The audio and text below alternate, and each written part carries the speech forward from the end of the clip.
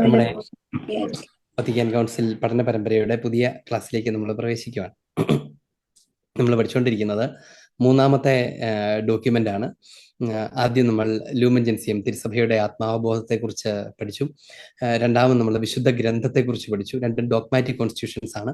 മൂന്നാമത്തേത് സാക്രോസാങ്ക്തും കൊൺചീലിയം എന്ന ഡോക്യുമെന്റ് ആണ്. നമ്മൾ ദിവസങ്ങളൊക്കെ പറഞ്ഞതുപോലെ ഏറ്റവും ആദ്യം ചർച്ചയ്ക്ക് എടുത്തതും ഏറ്റവും ആദ്യം പഠനവിധേയമാക്കിയതും പ്രസിദ്ധീകരിച്ചതുമായ രേഖ, കൗൺസിൽ പ്രമാണരേഖ, അത് സാക്രോസാങ്ക്തും കൊൺചീലിയമാണ്. അതുകൊണ്ട് തന്നെ യഥാർത്ഥത്തിൽ ഇത് എവിടുന്നാണ് തുടങ്ങേണ്ടത് എന്ന് നമുക്കറിയാം. പക്ഷേ നമുക്ക് ലഭിക്കുന്ന ക്രമത്തിൽ ഇത് മൂന്നാമതാണ് നമുക്ക് നൽകപ്പെട്ടിരിക്കുന്നത്. അപ്പം അതുകൊണ്ടാണ് ആ ക്രമത്തിൽ നമ്മളിപ്പോൾ പഠിച്ചുകൊണ്ടിരിക്കുന്നത്. നമ്മൾ കഴിഞ്ഞ ക്ലാസ്സുകളിലൊക്കെ ആരാധനാക്രമത്തിന്റെ പ്രാധാന്യത്തെക്കുറിച്ച്, പ്രസക്തിയെക്കുറിച്ചൊക്കെ കേട്ടുകൊണ്ടിരിക്കുകയായിരുന്നു. നമ്മൾ ഈ ക്ലാസ്സുകളിൽ ഇന്ന് സംസാരിക്കുന്നത് ആറാമത്തെ പാരഗ്രാഫൊക്കെ ആയിട്ട് ബന്ധപ്പെട്ടാണ്. 5-6 പാരഗ്രാഫുകളാണ് നമ്മൾ അതിനെ പറഞ്ഞു തുടങ്ങിയത്. ആരാധനാക്രമത്തിന് ത്രിത്വത്തോടുള്ള ബന്ധത്തെക്കുറിച്ച്, പിതാവിനോട്, പുത്രനോട്, പരിശുദ്ധ റൂഹായോടുള്ള ബന്ധത്തെക്കുറിച്ച്, യഥാർത്ഥത്തിൽ അതെന്താണ്, ആരാധനാക്രമത്തിൽ എന്താണ് ഉള്ളത് എന്നാണ് നമ്മൾ ഇതിന്റെ എന്നുള്ളത് പറയുക എന്നുള്ളതാണ് ഇതിന്റെയൊക്കെ ഒരു നട്ഷൽ എന്ന് പറയുന്നത്. നമ്മൾ കഴിഞ്ഞ പ്രാവശ്യം പഠിച്ചു വന്ന ടെക്സ്റ്റിനെ നമ്മൾ നേരിട്ട് കേൾക്കുകയും കൂടെ ചെയ്തുകൊണ്ടാണ് നമ്മൾ പഠിക്കുന്നത്. എന്ന് വെച്ചാൽ സഭാപിതാക്കന്മാർ എന്താണ് നമ്മളോട് പറയുന്നത് എന്ന് നമ്മൾ അറിയണമല്ലോ. ശരിക്കും ഈ കൗൺസിലിന്റെ പ്രമാണരേഖയുടെ ഓരോ വാക്കിന്റെയും പുറകിൽ വലിയ ആലോചനയുണ്ട്. എന്തുകൊണ്ട് ഈ വാക്ക് ഉപയോഗിച്ചു, എന്തുകൊണ്ട് മറ്റൊരു വാക്ക് ഉപയോഗിച്ചില്ല എന്നതിന് കൃത്യമായ കാരണങ്ങളുണ്ട്. അപ്പൊ അതുകൊണ്ട് ആ ടെക്സ്റ്റ് തന്നെയാണ് സത്യത്തിൽ നമ്മളോട് സംസാരിക്കേണ്ടത്. നമുക്കതിന്റെ ഒറിജിനൽ ടെക്സ്റ്റ്, ഇറ്റാലിയൻ ഭാഷയിലെ ടെക്സ്റ്റുകളെല്ലാം നമ്മൾ ഉപയോഗിക്കുന്നത്, നമ്മളതിന്റെ പരിഭാഷയാണ് ഉപയോഗിക്കുന്നത്. മലയാളം പരിഭാഷ നമുക്ക് ലഭ്യമായ ഏറ്റവും എന്താ പറയാ, വിശ്വസ്ത പുലർത്തുന്ന ഒരു പരിഭാഷയുടെ പശ്ചാത്തലത്തിലാണ് നമ്മൾ വായിക്കുന്നത്, പഠിക്കുന്നത്. ഒപ്പം നമ്മൾ അതിന്റെ ചില ഭാഗങ്ങളിലൊക്കെ നമ്മൾ ഇംഗ്ലീഷ് റൂട്ടിലേക്കൊക്കെ പോവുകയും ചെയ്യുന്നുണ്ട്. നമ്മൾ കഴിഞ്ഞ പ്രാവശ്യം പറഞ്ഞു വന്നതായിരുന്നു ഈശോ മിശിഹായുടെ ദൈവത്വവുമായി ബന്ധപ്പെട്ട വിഷയത്തെക്കുറിച്ചാണ് നമ്മൾ സംസാരിച്ചത്. ആരാധനാക്രമത്തിന് ഈശോ മിശിഹായുടെ ആളത്വം അതിനോട് ഒന്നായി ചേർന്ന് നമ്മുടെ രക്ഷയുടെ ഉപകരണമായി ഭവിച്ചതിനെ കുറിച്ചൊക്കെ, നമ്മുടെ അനുരഞ്ജനത്തിന് സമ്പൂർണ്ണമായ പരിഹാരം ഈശോ പൂർത്തിയാക്കുകയും ദൈവാരാധനയുടെ പൂർണ്ണത നമുക്ക് നൽകുകയും ചെയ്തു എന്നതിനെ കുറിച്ചൊക്കെ നമ്മൾ സംസാരിച്ചു. ഇന്ന് അതിന്റെ അടുത്ത പാരഗ്രാഫ് ഇങ്ങനെയാണ്. അത് വളരെ ശ്രദ്ധേയമായ ഒരു വിഷയമാണ് നമ്മൾ ഇനി കേൾക്കാൻ പോകുന്നത്. നമ്മൾ ആ ചോദ്യത്തിനകത്ത് ഇന്ന് നിങ്ങൾ കണ്ട എന്താ പറയുക, അതിന്റെ ഒരു നോട്ടീസിനോ എന്നൊക്കെ പറയാവുന്ന പോലെ ഫ്ലെയറിനകത്ത് നമ്മൾ ആരാധനാക്രമത്തിന്റെ വളരെ സവിശേഷമായ ഒരു ക്യാരക്ടറിസ്റ്റിക്കിനെ കുറിച്ച് സംസാരിക്കാനാണ് പോകുന്നത്. നമുക്ക് ആ പാരഗ്രാഫ് ഒന്ന് വായിച്ച് കേട്ടോണ്ട് അതിനെക്കുറിച്ച് പറയാം. പഴയ നിയമജനത്തിന്, അതായത് പുതിയ നിയമത്തിലേക്ക് കുറിച്ച് പറയുന്ന പീഡിച്ചയുടെ പീഡാസഹനത്തിലൂടെ നമുക്ക് ലഭിച്ച കൃപ, ആരാധനാക്രമം നമുക്ക് തരുന്നു എന്ന് പറയുന്നതോടൊപ്പം പഴയ നിയമവുമായി ബന്ധപ്പെട്ട് സംസാരിക്കുകയാണ്. പഴയ നിയമത്തിൽ എങ്ങനെയാണ് ഈ രക്ഷ നൽകപ്പെട്ടിരിക്കുന്നത്? അത് പ്രതീകങ്ങളിലൂടെയാണ്, നിഴൽ പോലെയാണ് എന്നതാണ് അതിന്റെ ഒരു പശ്ചാത്തലം. പഴയ നിയമ ജനത്തിന് ദൈവത്തിന്റെ അത്ഭുത പ്രവൃത്തികളാൽ മുന്നറിയിക്കപ്പെട്ട മനുഷ്യരക്ഷയുടെ, അങ്ങനെയാണ് തുടങ്ങുന്നത്. പഴയ നിയമ ജനത്തിന് എങ്ങനെയായിരുന്നു? ദൈവത്തിന്റെ അത്ഭുതകരമായ പ്രവൃത്തികളാൽ മുന്നറിയിക്കപ്പെട്ട മനുഷ്യരക്ഷ എന്ന് വെച്ചാൽ പഴയ നിയമത്തിൽ ഉടനീളം വരാനിരിക്കുന്ന മിശിഹായെക്കുറിച്ചും മിശിഹായിലൂടെ നൽകപ്പെടാനിരിക്കുന്ന രക്ഷയെക്കുറിച്ചുമാണ് സംസാരിക്കുന്നത്. രക്ഷാചരിത്രമാണ് യഥാർത്ഥത്തിൽ ഈ വിശ്വാസത്തിന്റെ ചരിത്രം. മനുഷ്യവംശത്തിന്റെ, വിശ്വാസത്തിന്റെ, വീണ്ടെടുപ്പിന്റെ ഒക്കെ ചരിത്രം എന്ന് പറയുന്നതിന്റെ അതിന്റെ ഹിസ്റ്ററി എന്ന് പറയുന്നത് രക്ഷാചരിത്രമാണ്. രക്ഷാകര ചരിത്രം എന്ന് പറയാറുണ്ട്, രക്ഷാചരിത്രം എന്നാണ് കുറച്ചുകൂടെ ശുദ്ധ മലയാളം എന്നാണ് പറയപ്പെടുന്നത്. രക്ഷാചരിത്രം, ഈ രക്ഷാചരിത്രം അത് 2 ഘട്ടങ്ങളിലൂടെ എന്ന് വേണമെങ്കിൽ പറയാം. ഒന്ന് പഴയ നിയമത്തിൽ, വിശുദ്ധഗ്രന്ഥത്തിന്റെ പശ്ചാത്തലത്തിലാണ് പറയുന്നത്. പഴയ നിയമത്തിൽ അത് പ്രതീകങ്ങളിലൂടെ, നിഴലുകളിലൂടെയാണ് നമുക്ക് നൽകപ്പെടുന്നത്. എന്ന് വെച്ചാൽ പഴയ നിയമത്തിൽ നമ്മൾ അനുഭവിക്കുന്ന, നമ്മൾ തിരിച്ചറിയുന്നത് ഈശോ മിശിഹായുടെ നിഴലാണ്. എന്നാൽ പുതിയ നിയമത്തിൽ നമ്മൾ യഥാർത്ഥത്തിൽ ഈശോയെ കണ്ടെത്തും. നമ്മൾ ആദ്യത്തെ ക്ലാസ്സിലൊക്കെ പറഞ്ഞ ചില കാര്യങ്ങളൊന്ന് ഓർത്തു നോക്കാം. മനുഷ്യരക്ഷ, മനുഷ്യന്റെ പാപത്തിലുള്ള വീഴ്ച, അധപതനം, ആത്മാവിന്റെ നഷ്ടം, അതിനെ തുടർന്ന് ദൈവം അവന് രക്ഷ വാഗ്ദാനം ചെയ്യും. ഈ രക്ഷയുടെ വാഗ്ദാനം പല വിധത്തിലാണ് ദൈവം അവർക്ക് നൽകുന്നത്. എന്ന് വെച്ചാൽ നമ്മൾ പലപ്പോഴും ആദ്യം ശ്രദ്ധിച്ചിട്ടുള്ളത് ഏതായിരിക്കും? നിന്റെ സ്ത്രീയോട് പറയുകയാണ്, നിന്റെ പുത്രൻ സാത്താന്റെ തല തകർക്കും എന്നൊക്കെ പറയുന്ന വിധത്തിൽ വരാനിരിക്കുന്ന രക്ഷനെ കുറിച്ചുള്ള സൂചന നൽകുന്നുണ്ട്, വാക്കുകളിലൂടെ നൽകുന്നുണ്ട്. എന്നാൽ പിന്നീട് അതിനേക്കാൾ വളരെ ശക്തമായ പ്രതീകങ്ങളിലൂടെ എങ്ങനെ ഈ ഈശോയിലൂടെ പൂർത്തിയാകുന്ന രക്ഷ കാണപ്പെടുന്നു എന്നൊക്കെ നമ്മൾ കഴിഞ്ഞ ക്ലാസ്സിൽ പറഞ്ഞത് ഓർക്കുക. ഉദാഹരണത്തിന് അബ്രാഹാം ഇസഹാക്കിനെ ബലി അർപ്പിക്കാനായി കൊണ്ടുപോകുന്നതിനെ കുറിച്ച് ഓർക്കുക. അബ്രാഹാം ഇസഹാക്കിനെ ബലി അർപ്പിക്കാനായി കൊണ്ടുപോകുന്നത് നമ്മൾ പലപ്പോഴും അബ്രാഹത്തെ ദൈവം പരീക്ഷിച്ചു, ദൈവം അവനൊരു പരീക്ഷ നൽകി, അവൻ ആ പരീക്ഷ വിജയിച്ചു എന്നൊന്നുമല്ല. പകരം അതിന്റെ അപ്പുറത്ത് നമ്മൾ കഴിഞ്ഞ ക്ലാസ്സിൽ പറഞ്ഞ കാര്യമാണ്, ഈ മോറിയ മല, അത് ജെറുസലേം ദേവാലയത്തോട് ചേർന്ന് കിടക്കുന്ന അതേ പ്രദേശമാണിത്. അവിടെ വെച്ച് തന്നെ പൂർത്തിയാകാനിരിക്കുന്ന ഒരു സംഭവത്തിന്റെ വലിയ സുശക്തമായ ഒരു പ്രവചനമാണ് ഈ അബ്രാഹത്തിന്റെ ബലിയർപ്പിക്കാനുള്ള പോക്കുമായി ബന്ധപ്പെട്ട സംഭവത്തിൽ വിവരിക്കപ്പെടുന്നത്. എന്ന് വെച്ചാൽ ഈ ഈശോമിശിഹ കുരിശും ചുമന്ന, തന്റെ ബലിക്കായുള്ള കുരിശും ചുമന്നുകൊണ്ട് മുകളിലേക്ക് പോയ ഈശോമിശിഹായെ മുന്നേ അറിയിക്കുന്നത് പോലെ ഇസഹാക്കിന്റെ ചുമലിൽ വിറകും വെച്ച് കെട്ടി മുകളിലേക്ക് പോകുന്ന ബലിക്കുള്ള കുഞ്ഞാവിടെ എവിടെയെന്ന് ചോദിക്കുമ്പോൾ ദൈവം തരുമെന്ന് അബ്രാഹാം അറിയാതെ പ്രവചിക്കുന്ന, എന്നിട്ട് മുകളിൽ ചെന്ന് കഴിയുമ്പോൾ ഈ ഇസഹാക്കിനെ ബലി കഴിക്കാൻ തുടങ്ങുമ്പോൾ ബലി കഴിക്കരുത് എന്ന് പറയുന്ന, അത് അബ്രാഹാം ഈ പരീക്ഷണത്തിൽ വിജയിച്ചത് കൊണ്ടല്ല, പകരം ബലി കഴിക്കപ്പെടേണ്ടവൻ വരാനിരിക്കുന്നതേ ഉള്ളൂ എന്നുള്ളത് കൊണ്ടാണ്. വരാനിരിക്കുന്നേ ഉള്ളൂ. ഈശോമിശിഹായാണ് മനുഷ്യവംശത്തിന്റെ പാപത്തിന് പരിഹാരമായി ബലി അർപ്പിക്കപ്പെടേണ്ടവൻ. അതിന് പകരം ഒരു അബ്രാഹത്തിന്റെ മകൻ, നേരിട്ടുള്ള ഒരു മകൻ ബലിയർപ്പിക്കപ്പെടുന്നതിൽ അർത്ഥമില്ല. എന്നാൽ അബ്രാഹത്തിന്റെ വരാനിരിക്കുന്ന ഒരു പുത്രൻ, ദാവീദിന്റെ വംശപരമ്പരയിൽ പിറക്കുന്ന പുത്രൻ, അവന്റെ ബലിയിലൂടെയാണ് ഈ രക്ഷ. അതുകൊണ്ടാണ് ദൈവം തരുമെന്നൊക്കെ പറയുകയൊക്കെ ചെയ്യുന്നത്. എന്നിട്ട് ലോകത്തിന്റെ പാപങ്ങൾ സംവഹിക്കുന്ന ദൈവത്തിന്റെ കുഞ്ഞാടിനെ സൂചിപ്പിക്കുന്ന ഒരാട്ടിൻകുട്ടിയെ, കുമ്പുടക്കി കിടക്കുന്ന, മുൾക്കിരീടം വെച്ച മിശിഹായെ ഓർപ്പിക്കുന്ന കുമ്പുടക്കി കിടക്കുന്ന ഒരു ആട്ടിൻകുട്ടിയെ ബലിയർപ്പിക്കുകയൊക്കെ ചെയ്യുന്നിടത്ത് തൊട്ടൊക്കെ മുഴുവനും വരാനിരിക്കുന്ന മിശിഹായുടെ പീഡാസഹനത്തെക്കുറിച്ചുള്ള ഓർമ്മകളാണ് നമുക്ക് തരുന്നത്. പഴയ നിയമത്തിൽ മുഴുവനും മുന്നറിയിപ്പുകളാണ്, അല്ലെങ്കിൽ പ്രവചനങ്ങളാണ് പഴയ നിയമം മുഴുവനും നിറഞ്ഞു കേൾക്കുന്നത്. അത് പൂർത്തിയായ കാലഘട്ടത്തിന്റെ ഓർമ്മയിലൂടെയാണ് നമ്മൾ ഈ നോമ്പുകാലത്തിലൂടെ കടന്നു പോവുകയും ചെയ്യുന്നത്. ഇപ്പോൾ നമ്മൾ ആചരിക്കുന്ന നോമ്പുകാലം. ഇനി അതുകൊണ്ടാണ് ദൈവത്തിന്റെ അത്ഭുത പ്രവൃത്തികളാൽ മുന്നേ അറിയിക്കപ്പെട്ട മനുഷ്യരക്ഷയുടെയും ദൈവത്തിന്റെ സമ്പൂർണ്ണ മഹത്വീകരണത്തിന്റെയും പ്രവൃത്തി, അതായത് ദൈവത്തിന്റെ സമ്പൂർണ്ണ മഹത്വീകരണത്തിന്റെ പ്രവൃത്തി എന്ന് പറഞ്ഞാൽ ദൈവമഹത്വം പ്രകടമാകുന്നത് ദൈവത്തിന്റെ വലിയ സ്നേഹത്തിന്റെ ബലിയർപ്പണത്തിലാണ്. അതുകൊണ്ടാണ് അങ്ങനെ പറയുന്നത്. പ്രവൃത്തി മിശിഹ കർത്താവ് സർവോപരി തന്റെ ഭാഗ്യപ്പെട്ട പീഡാനുഭവത്താലും മരിച്ചവരുടെ ഇടയിൽ നിന്നുള്ള ഉത്ഥാനത്താലും നമ്മുടെ മരണത്തെ മരണത്താൽ നശിപ്പിക്കുകയും ജീവനെ ഉത്ഥാനത്താൽ നവീകരിക്കുകയും ചെയ്ത, ഇത് റോമൻ കുർബാന ക്രമത്തിന്റെ പ്രീഫേസിനകത്ത്, ഈസ്റ്റർ പ്രീഫേസിനകത്തുള്ള വാക്കുകളാണത്. നമ്മുടെ മരണത്തെ മരണത്താൽ നശിപ്പിക്കുകയും ജീവനെ ഉത്ഥാനത്താൽ നവീകരിക്കുകയും ചെയ്ത മഹത്വപൂർണമായ സ്വർഗാരോഹണത്തിന്റെ പെസഹ രഹസ്യത്താലും പൂർത്തീകരിച്ചു. നമുക്ക് പെട്ടെന്ന് വായിക്കുമ്പോൾ ഒന്നും മനസ്സിലായിട്ടുണ്ടാവും, ഞാൻ വിശദീകരിക്കാം. എന്തുകൊണ്ടെന്നാൽ സാർവത്രിക സഭയെന്ന അത്ഭുതകരമായ കൂദാശ കുരിശിൽ മരണനിദ്ര പ്രാപിച്ച മിശിഹായുടെ പാർശ്വത്തിൽ നിന്നാണ് ഉദയം ചെയ്തത്. ഇതാണ് നമ്മൾ ഇന്ന് ശ്രദ്ധാപൂർവം വിശകലനം ചെയ്യാൻ പോകുന്ന പാരഗ്രാഫ്, എന്നൊരു കുഞ്ഞു പാരഗ്രാഫ്. അത് അതിന്റെ ഒരു ചില വാക്കുകളിലൂടെ ഞാൻ നമുക്ക് സഞ്ചരിക്കാം. ഒന്ന്, ഇതാണ് നേരത്തെ മുന്നറിയിക്കപ്പെട്ട മനുഷ്യരക്ഷയുടെയും ദൈവത്തിന്റെ സമ്പൂർണ്ണ മഹത്വീകരണത്തിന്റെയും പ്രവൃത്തി ഈശോ മിശിഹ സർവോപരി തന്റെ പീഡാനുഭവത്താലും മരിച്ചവരുടെ ഇടയിൽ നിന്നുള്ള ഉത്ഥാനത്താലും സ്വർഗാരോഹണത്തിന്റെ പെസഹ രഹസ്യത്താലും പൂർത്തീകരിച്ചു എന്നാണ് തിരുസഭ നമ്മെ ഓർമ്മിപ്പിക്കുന്നത്. എന്ന് വെച്ചാൽ മനുഷ്യരക്ഷ സാധിച്ചത് എങ്ങനെയാണ്? ഇതാണ് നമ്മുടെ വിഷയം. മനുഷ്യരക്ഷ എങ്ങനെയാണ് സാധിച്ചത്? നമ്മൾ കേട്ടിട്ടുണ്ട്, നമ്മൾ ചെറുപ്പം മുതൽ പഠിച്ചിട്ടുണ്ട്, അത് പാസ്കൽ മിസ്റ്ററീസിലൂടെയാണ്, പെസഹ രഹസ്യങ്ങളിലൂടെയാണ് കർത്താവായ മിശിഹ നമുക്ക് രക്ഷ നൽകിയത് നമ്മൾ കേട്ടിട്ടുണ്ട്. ആ പെസഹ രഹസ്യങ്ങൾക്കകത്ത് എന്താണുള്ളത്? ഈശോ മിശിഹായുടെ പീഡാസഹനം, കുരിശുമരണം, സംസ്കാരം, ഉത്ഥാനം, സ്വർഗാരോഹണം, ഇതെല്ലാം കൂടെ കൂടി ചേരുന്ന പെസഹ രഹസ്യങ്ങൾ എന്നാണ് അവയെ പൊതുവിൽ വിളിക്കുന്നത്. അതാണ് ഈ രക്ഷാചരിത്രത്തിന്റെ കേന്ദ്രം. രക്ഷാചരിത്രത്തിന്റെ കേന്ദ്രം അതാണ്. ഈ കേന്ദ്രത്തെ ചുറ്റിപ്പറ്റിയാണ് ബാക്കിയെല്ലാം നിൽക്കുന്നത്. എന്ന് വെച്ചാൽ അതുവരെയുള്ളതെല്ലാം അതിലേക്ക് നയിക്കുന്നതായിരുന്നു, അതിനുശേഷമുള്ളതെല്ലാം അതിലേക്ക് നമ്മെ വീണ്ടും പുറകോട്ട് കൊണ്ടുവരുന്നതാണ്. അതുകൊണ്ടാണ് ഈ ആരാധനക്രമം നമ്മുടെയൊക്കെ ജീവിതത്തിന്റെ ഉച്ചസ്ഥായിയും കേന്ദ്രവും ഒക്കെയാണെന്ന് പറയുന്നതിന്റെ കാരണവും അതാണ്.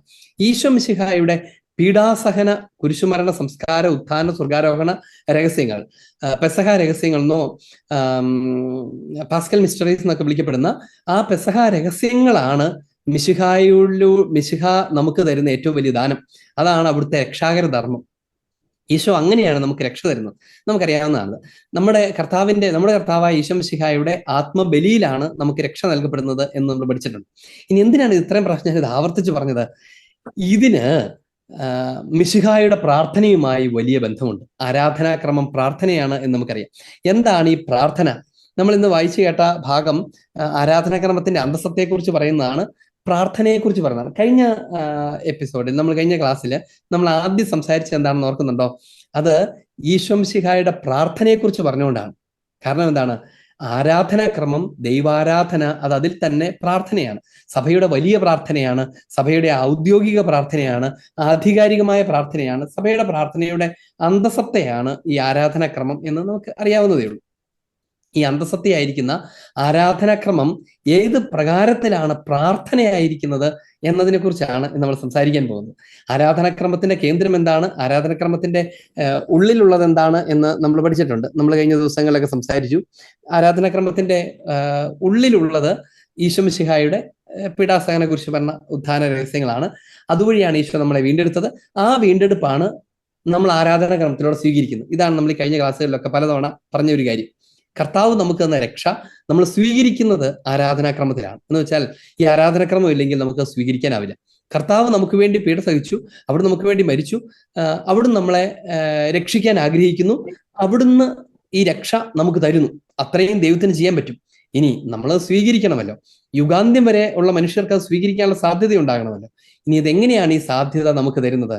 കർത്താവിന്റെ രക്ഷാ രഹസ്യങ്ങൾ അവിടുന്ന് നമുക്ക് വെച്ച് നീട്ടുന്നത് ഈ ആരാധനാക്രമത്തിനകത്താണ്.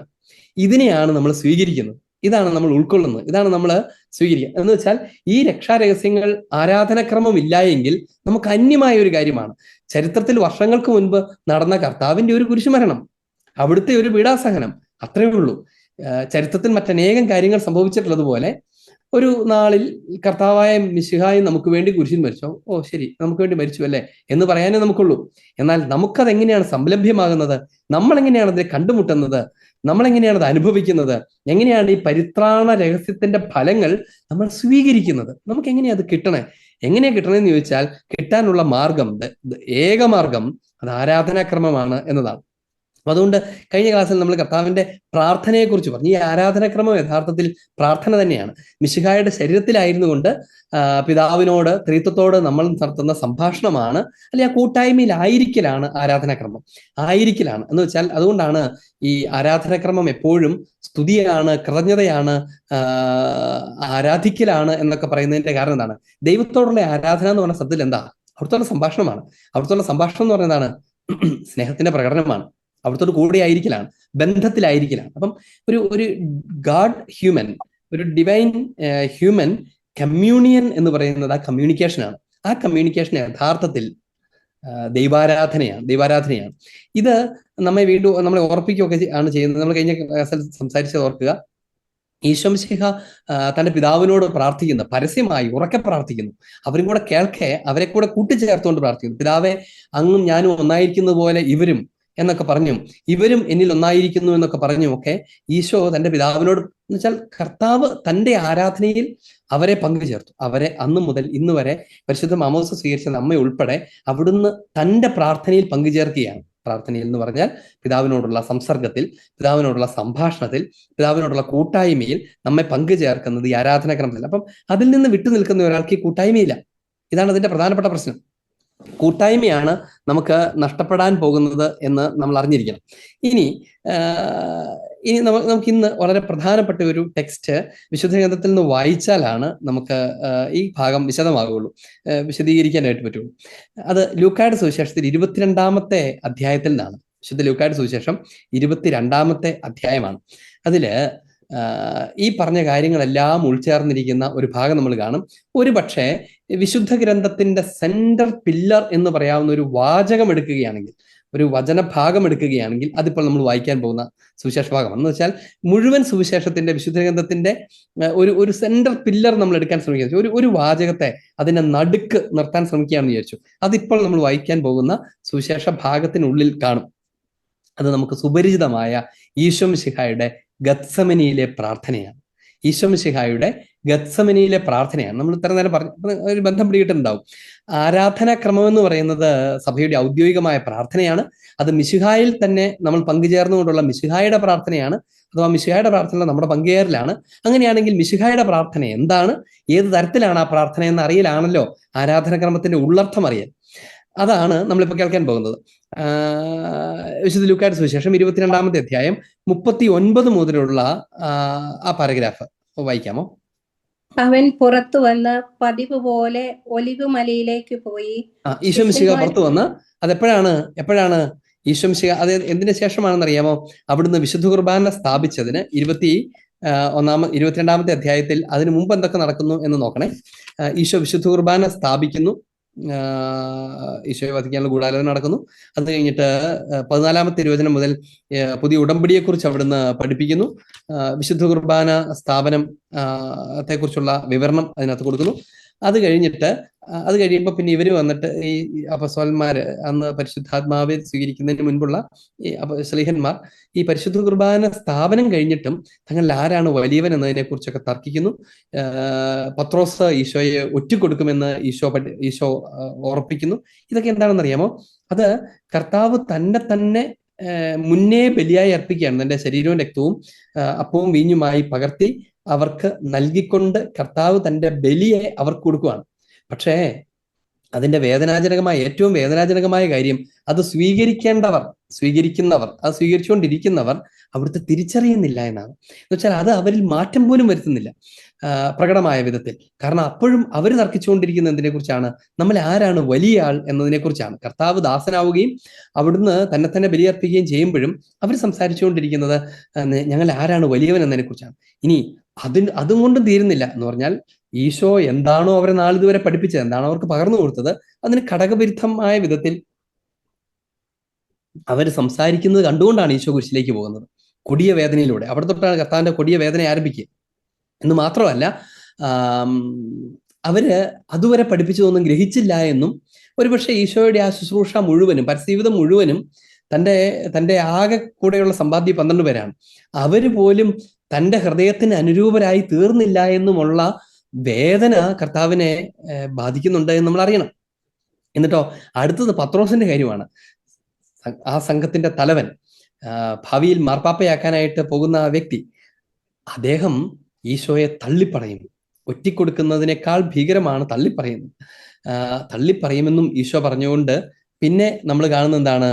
നിങ്ങൾ ഒരുങ്ങിയിരിക്കൂ എന്നൊക്കെ പറഞ്ഞ് കർത്താവ് ഗത്സമൻ തോട്ടത്തിലേക്ക് പോവുകയാണ്. എന്ന് പറഞ്ഞാൽ ഇത്രയും വേദനാജനകമായ, സകലതും നഷ്ടപ്പെട്ടത് പോലെയുള്ള ഒരു അനുഭവത്തിന്റെ നടുക്ക് നിന്നാണ് കർത്താവ് പരിശുദ്ധ കുർബാന സ്ഥാപിച്ച ശേഷം ഗത്സമൻ തോട്ടത്തിലേക്ക്, ഈശോ പതിവ് പോലെ സ്ഥിരമായി പോകാറുണ്ടായിരുന്ന ഗത്സമൻ തോട്ടം എന്ന് പറയുന്നത് ജെറുസലേം ദേവാലയം ഇരിക്കുന്ന മല, അതിന്റെ മുകളിലാണ് ദാവീദിന്റെ പട്ടണമൊക്കെ.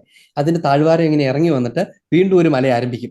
ആ മല അതിന്റെ മുകളിലെ ഭാഗത്തെയാണ് ഇന്ന് പലപ്പോഴും ഈ ഒലിവ് മല എന്ന് വിളിക്കാറ്. പക്ഷെ ആ ഒലിവും തോട്ടം അങ്ങ് താഴത്തേക്ക് തന്നെ വരും, ഈ താഴ്വാരത്തിന്റെ അടിയിൽ വരെ വരും.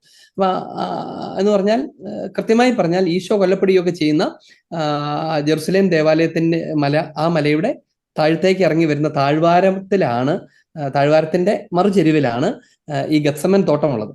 അത് ആ ഒലിവ് മലയുടെ തന്നെ ഭാഗമാണ്. ഈ ഒലിവ് മലയിൽ കർത്താവ് വന്ന് അവിടേക്ക് വരുന്നു. അതാണ് നമ്മൾ ഇപ്പൊ വായിച്ചു കേട്ടത്. അവൻ പുറത്തു വന്ന് പതിവ് പോലെ ഒലിവ് മലയിലേക്ക് പോയി. എന്നിട്ടോ ശിഷ്യന്മാരും അവനെ പിന്തുടർന്നു. അവരവന്റെ പിന്നാലെ പോയി. എന്നിട്ടോ അവിടെ എത്തിയപ്പോൾ അവൻ അവരോട് പറഞ്ഞു, നിങ്ങൾ പരീക്ഷയിൽ ഉൾപ്പെടാതിരിക്കാൻ പ്രാർത്ഥിക്കുവിൻ. ശ്രദ്ധിച്ച് കേൾക്കണം. അത് നിങ്ങൾ പരീക്ഷയിൽ ഉൾപ്പെടാതിരിക്കാൻ പ്രാർത്ഥിക്കുവിൻ എന്ന് ഈശോയോട് പറയുന്നു. നോക്കുക, പ്രാർത്ഥിക്കുവിൻ എന്ന് ഈശോ പറയുന്നു. എന്നിട്ട് ഈശോ പ്രാർത്ഥിക്കാൻ പോകുന്നു. ദൈവാരാധനയുമായി ബന്ധപ്പെട്ട പ്രധാനപ്പെട്ട ഒരു വിഷയമാണ് നമ്മളിപ്പോ കാണാൻ പോകുന്നത്. അവരോട് പ്രാർത്ഥിക്കുവിനെന്ന് ഈശോ ആവശ്യപ്പെടുന്നു. എന്തുകൊണ്ടാണ് പ്രാർത്ഥിക്കുവാൻ ആവശ്യപ്പെടുന്നത്?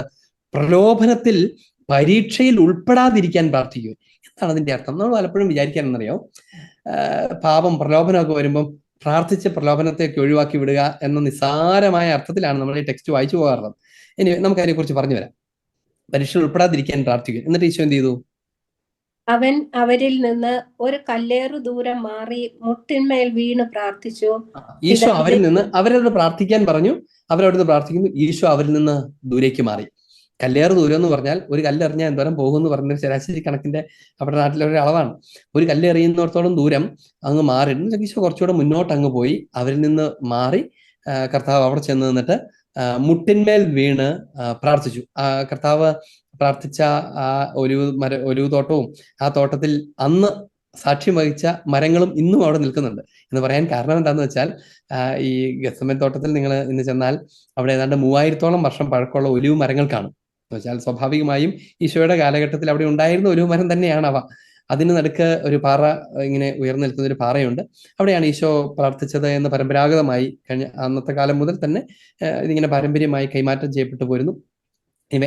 അവിടെ ചെന്നിട്ട് ഈശോ മുട്ടിന്മേൽ വീണ് പ്രാർത്ഥിച്ചു. എന്ന് വെച്ചാൽ കർത്താവ് അത്രമാത്രം തീവ്ര വേദനയാൽ പിതാവിനോട് സംസാരിക്കുകയാണ്. എന്തിനാ മുട്ടിന്മേൽ വീണ് പ്രാർത്ഥിക്കുന്നതൊക്കെ നമ്മൾ ഇത് കഴിയുമ്പോൾ പറയാം.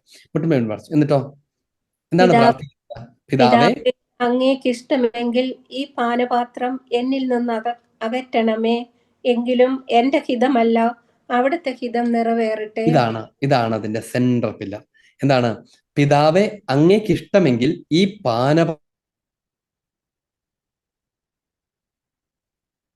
ശ്രദ്ധിച്ചിട്ടുണ്ടാവും. എന്താണ് ഈ പാനപാത്രം? ഈശോ സഹിക്കാൻ പോകുന്ന പീഡനങ്ങളുടെ പാനപാത്രത്തെ കുറിച്ചാണ് പറയുന്നത്, അല്ലാതെ എന്തെങ്കിലും കുടിക്കുന്നതിനെ കുറിച്ചല്ല എന്ന് നമുക്കൊക്കെ അറിയാം. ഈ പീഡനങ്ങൾ, വരാനിരിക്കുന്ന പീഡനങ്ങൾ, കുരിശുമരണം, സംസ്കാരം, ഇവ കഴിയുമെങ്കിൽ, ഏതെങ്കിലും വിധത്തിൽ സാധ്യമാണെങ്കിൽ അത് എന്നിൽ നിന്ന് അകറ്റണമേ എന്ന് ഈശോ പ്രാർത്ഥിക്കുകയാണ്. നമ്മൾ ശ്രദ്ധിച്ച് കേൾക്കണം. അത് ഈശോ പ്രാർത്ഥിക്കും. എന്നിട്ടോ തുടർന്ന് വായിക്കാം. അവനെ ശക്തിപ്പെടുത്താൻ സ്വർഗത്തിൽ നിന്ന് ഒരു ദൂതൻ പ്രത്യക്ഷപ്പെട്ടു. അവൻ തീവ്രവേദനയിൽ മുഴുകി കൂടുതൽ തീക്ഷ്ണമായി പ്രാർത്ഥിച്ചു. നോക്കുക, ആ സമയത്ത് ഈശോ ചെയ്യുന്നത് എന്താണ്? ഈശോ കൂടുതൽ തീവ്രവേദനയിൽ മുഴുകി കൂടുതൽ തീക്ഷ്ണമായി ഈശോ പ്രാർത്ഥിച്ചു.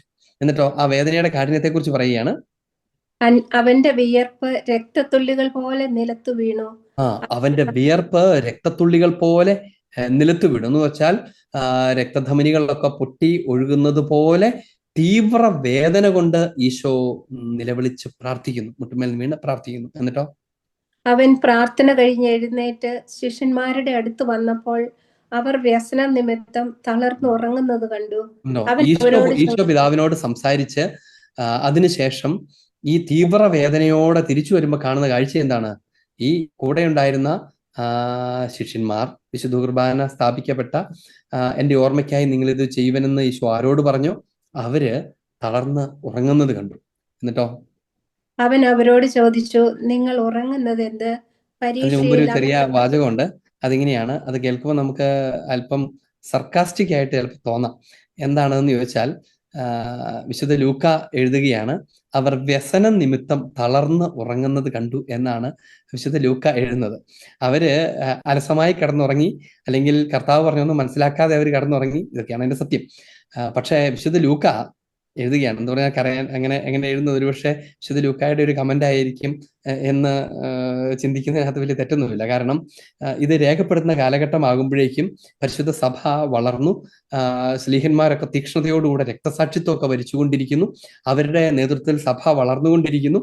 അങ്ങനെ ഈ ശ്ലീഹന്മാരിൽ നിന്നാണ് വിശുദ്ധ ലൂക്കായും ശ്ലീഹന്മാരിൽ നിന്നും പൗലോസ്ലീഹായിൽ നിന്നും ഒക്കെയാണല്ലോ വിശുദ്ധ ലൂക്കായും വിശ്വാസം സ്വീകരിക്കുകയൊക്കെ ചെയ്തിട്ടുള്ളത്. അങ്ങനെ നമ്മൾ ഇന്ന് നമുക്കറിയാവുന്ന അന്നത്തെ മാർപ്പാപ്പയും അവരുടെ സർവസ്വവുമായ ശ്ലീഹന്മാരും കുറിച്ചൊക്കെയാണ് വിശുദ്ധ ലൂക്ക എഴുതുന്നത്. അതുകൊണ്ട് വിശുദ്ധ ലൂക്ക ശകലം മയപ്പെടുത്തിയിട്ട് അതിന്റെ കാരണമൊക്കെ പറഞ്ഞ് എഴുതുകയാണ്.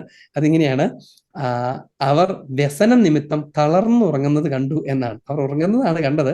പക്ഷെ വിശുദ്ധ ലൂക്ക അതിനകത്ത് ശകലം ആഡ് ചെയ്യാണ്. എങ്ങനെ? അവര് വല്ലാത്ത ദുഃഖം വന്നതുകൊണ്ട് തളർന്നുറങ്ങിയാണ്. സാധാരണ ദുഃഖം വന്നാൽ ഉള്ള ഉറക്കം കൂടെ പോവുകയല്ലേ നമുക്ക് ചെയ്യാം സാധാരണഗതിയിൽ. പക്ഷേ തൻ്റെ പ്രിയപ്പെട്ട തങ്ങൾക്ക് വിശ്വാസം പകർന്ന സ്ലേഹന്മാരോടുള്ള ഭയങ്കരമായ സ്നേഹം കൊണ്ടായിരിക്കാം വിശുദ്ധ ലൂക്ക പറയുകയാണ്, അവർ ഉറങ്ങുമായിരുന്നു. പക്ഷെ ചുമ്മാ ഉറങ്ങിയല്ല, അവർ ഈ വ്യസനം കൊണ്ട്, ദുഃഖഭാരം കൊണ്ട് തളർന്നിട്ട് ഉറങ്ങിയതാണ് പാവങ്ങൾ എന്ന മട്ടിലാണ് വിശുദ്ധ ലൂക്ക പറയുന്നത്. വിഷയം അതല്ല, ഞാൻ ഇടയ്ക്ക് വായിച്ച പറഞ്ഞതേ ഉള്ളൂ. അപ്പം ഈശോ അവരോട് ചോദിച്ചു, നിങ്ങൾ ഉറങ്ങുന്നത് എന്ത് എന്ന് കർത്താവരോട് ചോദിച്ചു. എന്നിട്ട് കർത്താവ് വീണ്ടും തുടക്കത്തിൽ പറഞ്ഞ വാചകം വീണ്ടും അവരോട് പറയുകയാണ്. എന്താണത്? നിങ്ങൾ ഉണർന്നിരുന്ന് പ്രാർത്ഥിക്കും. പരീക്ഷയിൽ അകപ്പെടാതിരിക്കാൻ ഉണർന്നിരുന്ന് പ്രാർത്ഥിക്കും. എന്താണ് ഈ പ്രാർത്ഥന? എന്താണ് ഈ പ്രാർത്ഥന? പ്രാർത്ഥനയുടെ ഏറ്റവും വലിയ സ്ഥലമാണ്, ഏറ്റവും പൂർണ്ണതയുള്ള ഉന്നത സ്ഥലമാണ് ആരാധനാക്രമം, അല്ലെ? പ്രാർത്ഥനയ്ക്ക് പല ഘട്ടങ്ങളുണ്ട് എന്നൊക്കെ നമ്മൾ പറഞ്ഞു. അതിൽ ഏറ്റവും പ്രധാനപ്പെട്ടത് ആരാധനാക്രമമാണ് എന്ന് നമ്മൾ പറഞ്ഞു. നമ്മളങ്ങനെ അതിന്റെ താഴത്തേക്കുള്ള പടിപടികളായിട്ട് പോപ്പുലർ പ്രേയേഴ്സ്, എന്താ പറയാ, പേഴ്സണൽ പ്രയർ, ഇങ്ങനെയൊക്കെ നമ്മൾ അതിന്റെ കാറ്റഗറീസ് ഒക്കെ നേരത്തെ പറഞ്ഞിട്ടുണ്ട്. അപ്പം ഈ മറ്റെല്ലാ കാറ്റഗറിയായിട്ട് കമ്പയർ പോലും ചെയ്യാൻ പറ്റാത്ത പോലെ ഉന്നതമായ ഭൂമിയിൽ സാധ്യമായ ഏറ്റവും ഉന്നതമായ പ്രാർത്ഥനയാണ് ആരാധനാക്രമം. അപ്പോൾ നമ്മൾ ഈ പ്രാർത്ഥനയെക്കുറിച്ച് പറഞ്ഞു. ഈശോ പറയുകയാണ്, നമ്മളോടും പറയുകയാണ്, നിങ്ങൾ ഉണർന്നിരുന്ന് പ്രാർത്ഥിക്കുവിൻ. ഈശോ പ്രാർത്ഥിക്കാൻ പോകുന്നു. അതിനുശേഷം ഈശോ പറയുകയാണ്, ഉണർന്നിരുന്ന് പ്രാർത്ഥിക്കുവിൻ. എന്തിന്? പരീക്ഷയിൽ ഉൾപ്പെടാതിരിക്കാൻ ഉണർന്നിരുന്ന് പ്രാർത്ഥിക്കുവിൻ. എന്താണ് ഈ പ്രാർത്ഥന? അതറിഞ്ഞാൽ ഈ ആരാധനക്രമത്തിന്റെ അന്തസത്ത എന്താണ് എന്ന് മനസ്സിലാവും. ആരാധനക്രമത്തിന്റെ അന്തസത്ത എന്താണെന്ന് മനസ്സിലാവും. എന്താണ് ഈശോയുടെ പ്രാർത്ഥന? ഈശോയുടെ പ്രാർത്ഥന ശ്രദ്ധിക്കണം. അതിങ്ങനെയാണ്: പിതാവേ, കഴിയുമെങ്കിൽ ഈ പാനപാത്രം എന്നിൽ നിന്ന് അകന്നു പോകട്ടെ. എന്ന് വെച്ചാൽ, എന്തെങ്കിലും മാർഗമുണ്ടെങ്കിൽ ഇത് സ്വീകരിക്കാൻ എനിക്ക് ഇടവരാതിരിക്കട്ടെ. എനിക്കത് ചിന്തിക്കാനും താങ്ങാനും കഴിയുന്നതിനപ്പുറമാണ്. ഞാനത് ആഗ്രഹിക്കുന്നില്ല എന്ന് ഈശോ പറയുന്നു. ശ്രദ്ധിച്ച് കേൾക്കണം, ഞാനത് ആഗ്രഹിക്കുന്നില്ല എന്നാണ് ഈശോ പറയുന്നത്. അതുകൊണ്ടാണ്, എങ്കിലും എൻ്റെ ഹിതമല്ല, എൻ്റെ ഇഷ്ടമല്ല എന്ന് വെച്ചാൽ ഐ ഡോണ്ട് വിൽ ദാറ്റ്. എൻ്റെ ഹിതം അതല്ല എന്ന് ഈശോ പറയാണ്. എന്നിട്ട് കർത്താവ് പറയാണ്, എങ്കിലും എൻ്റെ ഹിതമല്ല, അങ്ങയുടെ ഹിതം നിറവേറട്ടെ. ഇതാണ് സുവിശേഷത്തിന്റെ സെന്റർ പില്ലർ. വിശുദ്ധ ഗ്രന്ഥത്തിന്റെ കേന്ദ്രമെന്ന് വിളിക്കാൻ ഞാൻ ആഗ്രഹിക്കുന്നത് ഇതിനെയാണ്. ഈ വാചകമാണ് ഈ രക്ഷാചരിത്രത്തിന്റെ കേന്ദ്രം. അതെന്തുകൊണ്ട് അത്രയും ഗൗരവമുള്ള കാര്യമായിരിക്കുന്നതെന്ന് അറിയാമോ? എന്നൊരു കാരണം പറയാം. ഈശോ പറയുന്നു, എൻ്റെ ഹിതമല്ല, നിന്റെ ഹിതം നിറവേറട്ടെ. Not my will, thine be done. ഇവിടെയാണ് ഈശോ മിശിഹ രക്ഷകനാണ് എന്ന് നമ്മൾ അറിയുന്നത്. ഈശോ മിശിഹ രക്ഷകനാണ് എന്ന് നമ്മൾ അറിയുന്നത് ഈശോയുടെ ഈ പ്രാർത്ഥന പലപ്പോഴും നമുക്ക് ഭയങ്കര വീക്കായിട്ട് ഫീൽ ചെയ്യുന്ന, ഈശോ എന്താ ഇങ്ങനെ പറയുന്നതെന്ന് ഫീൽ ചെയ്യുന്ന ഈശോയുടെ ഏറ്റവും ദുർബലമായ നിമിഷത്തിലെ ഈ പ്രാർത്ഥനയാണ്. സകലതും നഷ്ടപ്പെട്ട എന്ന് തിരിച്ചറിയുന്ന, മരണത്തിന്റെ മുൻപിൽ നിൽക്കുന്ന, ഇതുവരെ അധ്വാനിച്ച് നേടിയതുമെല്ലാം കയ്യിൽ നിന്ന് പോയി എന്ന് തോന്നിപ്പിക്കുന്ന സമയത്ത് നിൽക്കുന്ന ഈശോയുടെ ആ പ്രാർത്ഥനയാണ് വിശുദ്ധ ഗ്രന്ഥത്തിന്റെ കേന്ദ്രമെന്ന് നമ്മൾ അറിയണം. എന്തുകൊണ്ടാണ് അത് കേന്ദ്രമായിരിക്കുന്നത്? കാരണം ഈശോയുടെ പ്രാർത്ഥനയുടെ നക്ഷൽ എന്താണെന്നറിയാമോ? ഈശോ പറയുകയാണ്, എങ്കിലും എൻ്റെ ഹിതമല്ല, അങ്ങയുടെ ഹിതം നിറവേറട്ടെ. ഈ രക്ഷാകര ചരിത്രത്തിലേക്ക് എങ്ങനെയാണ് നമ്മൾ എത്തിപ്പെടുന്നതെന്ന് അറിയാമോ? എന്തിനാണ് ഈശോ കുരിശിൽ മരിക്കുന്നത്? കുരിശിൽ മരിക്കുന്നത് നമ്മുടെ പാപത്തിന് പരിഹാരം ചെയ്യാൻ വേണ്ടിയാണ്. മനുഷ്യവംശത്തിന്റെ പാപത്തിന് പരിഹാരം ചെയ്യാൻ വേണ്ടിയാണ്.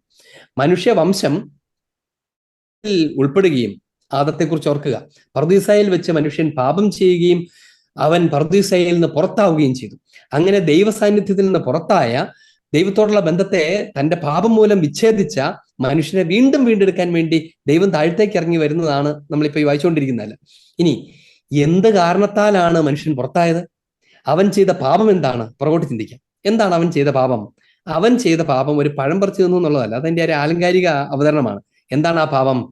അവന്റെ പാപം, പർദീസ നഷ്ടമാക്കിയ, ദൈവത്തോടുള്ള ബന്ധത്തിൽ നിന്ന് അവനെ അകറ്റിക്കളഞ്ഞ അവന്റെ പാപത്തിന്റെ പേരാണ് അനുസരണക്കേട്. അനുസരണക്കേട് എന്നതാണ് പാപം. That is the sin. അല്ലാണ്ട് നമ്മൾ ചെയ്യുന്ന മറ്റു കുഞ്ഞു കാര്യങ്ങളൊന്നുമല്ല. അനുസരണക്കേട് എന്ന് പറയുന്നതാണ് പാപം. കാരണം എന്താണ്? നമ്മൾ മുമ്പേ പറഞ്ഞിട്ടുണ്ട്, ഈ അനുസരണമാണ് ദൈവത്തിന്റെ കൂട്ടായ്മ. ഈശോ മിശിഹായ്ക്ക് പിതാവിനോടും പരിശുദ്ധ റൂഹായോടുള്ള ബന്ധം എന്താണ്? സ്നേഹത്തിന്റെയും അനുസരണത്തിന്റെയും ബന്ധമാണ്. അതുകൊണ്ടാണ് പിതാവ് എന്നെ അയച്ചിരിക്കുന്നു എന്ന് ഈശോ പറയുന്നത്. എന്ന് വെച്ചാൽ ഐ ഒബേ എന്ന് ഈശോ പറയാണ്. അനുസരിച്ച് ഈ ത്രിത്വത്തിനകത്തുള്ള ബന്ധമാണ് അനുസരണം. അതുകൊണ്ടാണ് മനുഷ്യനെ സൃഷ്ടിച്ചപ്പോൾ അവൻ ദൈവത്തിന്റെ ഛായയിലായിരിക്കാൻ വേണ്ടി ദൈവം അവൻ അനുസരണം നൽകി. അനുസരണം എന്ന് പറയുന്ന കൃപ നൽകിയില്ലെങ്കിൽ മനുഷ്യന് ദൈവത്തിന്റെ ഛായ ഉണ്ടാവത്തില്ല. അവൻ ദൈവത്തെ പോലെ ആയിരിക്കില്ല. കാരണം ദൈവം കൂട്ടായ്മയാണ്. ആ കൂട്ടായ്മ പൂർണ്ണമായിരിക്കുന്നത് അനുസരണം എന്ന കൃപയ്ക്കകത്താണ്. അപ്പൊ അതുകൊണ്ട് സ്നേഹവും അനുസരണവും ഒരു നാണയത്തിന് രണ്ട് വശങ്ങളാണ്. ഞാൻ മുമ്പ് ലുമിനൻസിയത്തിന്റെ ക്ലാസ്സിൽ ഈ അനുസരണത്തെ കുറിച്ചുള്ള ഡീറ്റെയിൽ ആയിട്ട് സംസാരിച്ച സമയത്ത് ഈ വിഷയങ്ങൾ വിശദീകരിക്കുന്നുണ്ട്. അതുകൊണ്ടാണ് ഞാൻ ഇപ്പൊ അത് വിശദീകരിക്കാത്തത്. ആർക്കെങ്കിലും ഒക്കെ താല്പര്യം ഉണ്ടെങ്കിൽ ആ എപ്പിസോഡുകളിലേക്ക് ഒന്നുകൂടെ ഒന്ന് പോയാൽ മതി എന്നാണ് ഇപ്പം ഈ അവസരത്തിൽ പറയുന്നത്. എന്റെ നക്ഷല് മാത്രം പറയാം. അതായത് അനുസരണക്കേടാണ് പാപം. കാരണം അവിടെ അവൻ നഷ്ടപ്പെടുന്നത് അവന് ദൈവം നൽകിയ ദൈവിക ഛായയാണ്. ദൈവത്തെ പോലെ ആയിരിക്കാൻ ദൈവം അവന് നൽകിയത് അനുസരണമാണ്. അതുകൊണ്ടാണ് ദൈവം അവന് സകലതും അനുവദിച്ചു കൊടുക്കുമ്പോഴും തോട്ടത്തിന് നടുക്കത്തെ പഴം എന്ന് പറയുന്നത് പോലത്തെ ഒരു കൽപ്പന കൊടുക്കുന്നത്. എന്ന് വെച്ചാൽ അനുസരണം അവന്റെ ജീവിതത്തിൽ ഉണ്ടാകാൻ വേണ്ടി. എന്നിട്ട് ദൈവം എന്ത് ചെയ്യും? ഈ അനുസരണം അവനെ ബോധ്യപ്പെടുത്താൻ, അല്ലെങ്കിൽ അത് അവന്റെ ഉള്ളിൽ നിന്ന് വരാൻ വേണ്ടി അവനെ കെട്ടിയിടുവല്ല ചെയ്യുന്നത്, അവനെ ബോധ്യപ്പെടുത്തും. അത് നിനക്ക് തിന്മയാണ്, ബാക്കിയെല്ലാം നിനക്ക് നന്മയാണ്. അപ്പൊ നീ അത് തിരിച്ചറിഞ്ഞുകൊണ്ട്, നീ അറിഞ്ഞിരുന്നുകൊണ്ട് തിന്മയെ ബോധപൂർവ്വം ഉപേക്ഷിക്കണം, എന്നിട്ട് നന്മയെ സ്വീകരിക്കണം. എന്ന് വെച്ചാൽ ദൈവം നൽകിയ കൽപ്പനയിൽ പങ്കുചേരുമ്പോൾ നീ എൻ്റെ സ്നേഹത്തിലായിരിക്കും. ഈശോ പഠിപ്പിക്കുന്ന കാര്യം അത് യോഹന്നാൻ സുവിശേഷത്തിൽ എത്ര തവണയാണ് അത് ആവർത്തിക്കുന്നത് അറിയാമോ? നിങ്ങൾ എന്നെ സ്നേഹിക്കുന്നുവെങ്കിൽ എൻ്റെ കൽപ്പനകൾ പാലിക്കും. നിങ്ങൾ എന്നെ സ്നേഹിക്കുന്നെങ്കിൽ എൻ്റെ കൽപ്പന പാലിക്കും. അപ്പൊ കൽപ്പന പാലിക്കലാണ് സ്നേഹം. ത്രിത്വം സ്നേഹത്തിന്റെ പൂർണ്ണതയാണെങ്കിൽ അവരുടെ ഉള്ളിലും ഈ കൽപ്പനയുടെ പാലനമുണ്ട്, അനുസരണമുണ്ട് എന്ന് നമ്മൾ ഓർക്കണം. അങ്ങനെ അല്ലാതെ ഇത് സാധ്യമല്ല. അതാണ് അതിന്റെ റിയാലിറ്റി. അതുകൊണ്ടാണ് ദൈവം കൽപ്പനകൾ നൽകുന്ന സത്യത്തിൽ സ്നേഹത്തിന്റെ ഭാഗമാണ്. നമ്മളൊരു സാധാരണ പശ്ചാത്തലത്തിൽ ചിന്തിച്ചാൽ ഇത് മനസ്സിലാവും. അപ്പം എഴുതപ്പെട്ടതും എഴുതപ്പെടാത്തതുമായ കൽപ്പനകളിൽ നടുക്കാണ് നമ്മൾ ജീവിക്കുന്നത്, അഥവാ കമാൻഡ്മെന്റ്സ്, നിയമങ്ങൾ. അതിനകത്താണ് നമ്മൾ ജീവിക്കുന്നത്. നമ്മൾ ഓർക്കും. ഒരു വീടിനകത്തെ കാര്യം ഓർത്തേ, അപ്പൻ ഒരു പ്രാമുഖ്യം ഉണ്ട് എന്ന് നമുക്കറിയാം അല്ലെ. അപ്പൻ വരുമ്പോൾ ബഹുമാനിക്കണം എന്ന് നമുക്കറിയാം. ആ നിയമത്തെ ആര് എഴുതി വെച്ചേക്കണു? ഞാനൊരു ഇന്ത്യൻ കോൺസ്റ്റിറ്റ്യൂഷനിൽ അത് കണ്ടിട്ടില്ലല്ലോ എന്ന് പറഞ്ഞ ഒരു അപ്പൻ, നീ പോടാ മകൻ, നീ പോടാ അപ്പ എന്ന് പറഞ്ഞിട്ട് ഇരിക്കുമെന്ന് വിചാരിച്ചു. എന്താ അവർക്ക് നഷ്ടപ്പെടാൻ പോകുന്നത്? ആ കുടുംബത്തിനകത്ത ബന്ധമാണ് നഷ്ടപ്പെടുക അല്ലെ. ആ അപ്പന് പിന്നെ എങ്ങനെയാണ് കുഞ്ഞിനോട് സ്നേഹം ഉണ്ടാകുക? ആ കുഞ്ഞിന് എങ്ങനെയാണ് ഒരു അപ്പനോടുള്ള സ്നേഹം ഉണ്ടാവുക? ഇതൊന്നും ഉണ്ടാകത്തില്ല. ആ ബന്ധം മുറിയും, കുടുംബം തകരും. ഒരു ജീവിത പങ്കാളി മറ്റൊരാളോട് കാണിക്കേണ്ട ബഹുമാനമുണ്ട്, ആദരവുണ്ട്, ബന്ധമുണ്ട്, കരുതലുണ്ട്, വിശ്വാസമുണ്ട്, ഇതെല്ലാം ഉണ്ട്. ഇതൊക്കെ ഇങ്ങനെ ഉണ്ടാകണമെന്നുള്ളത് നിയമമാണ്.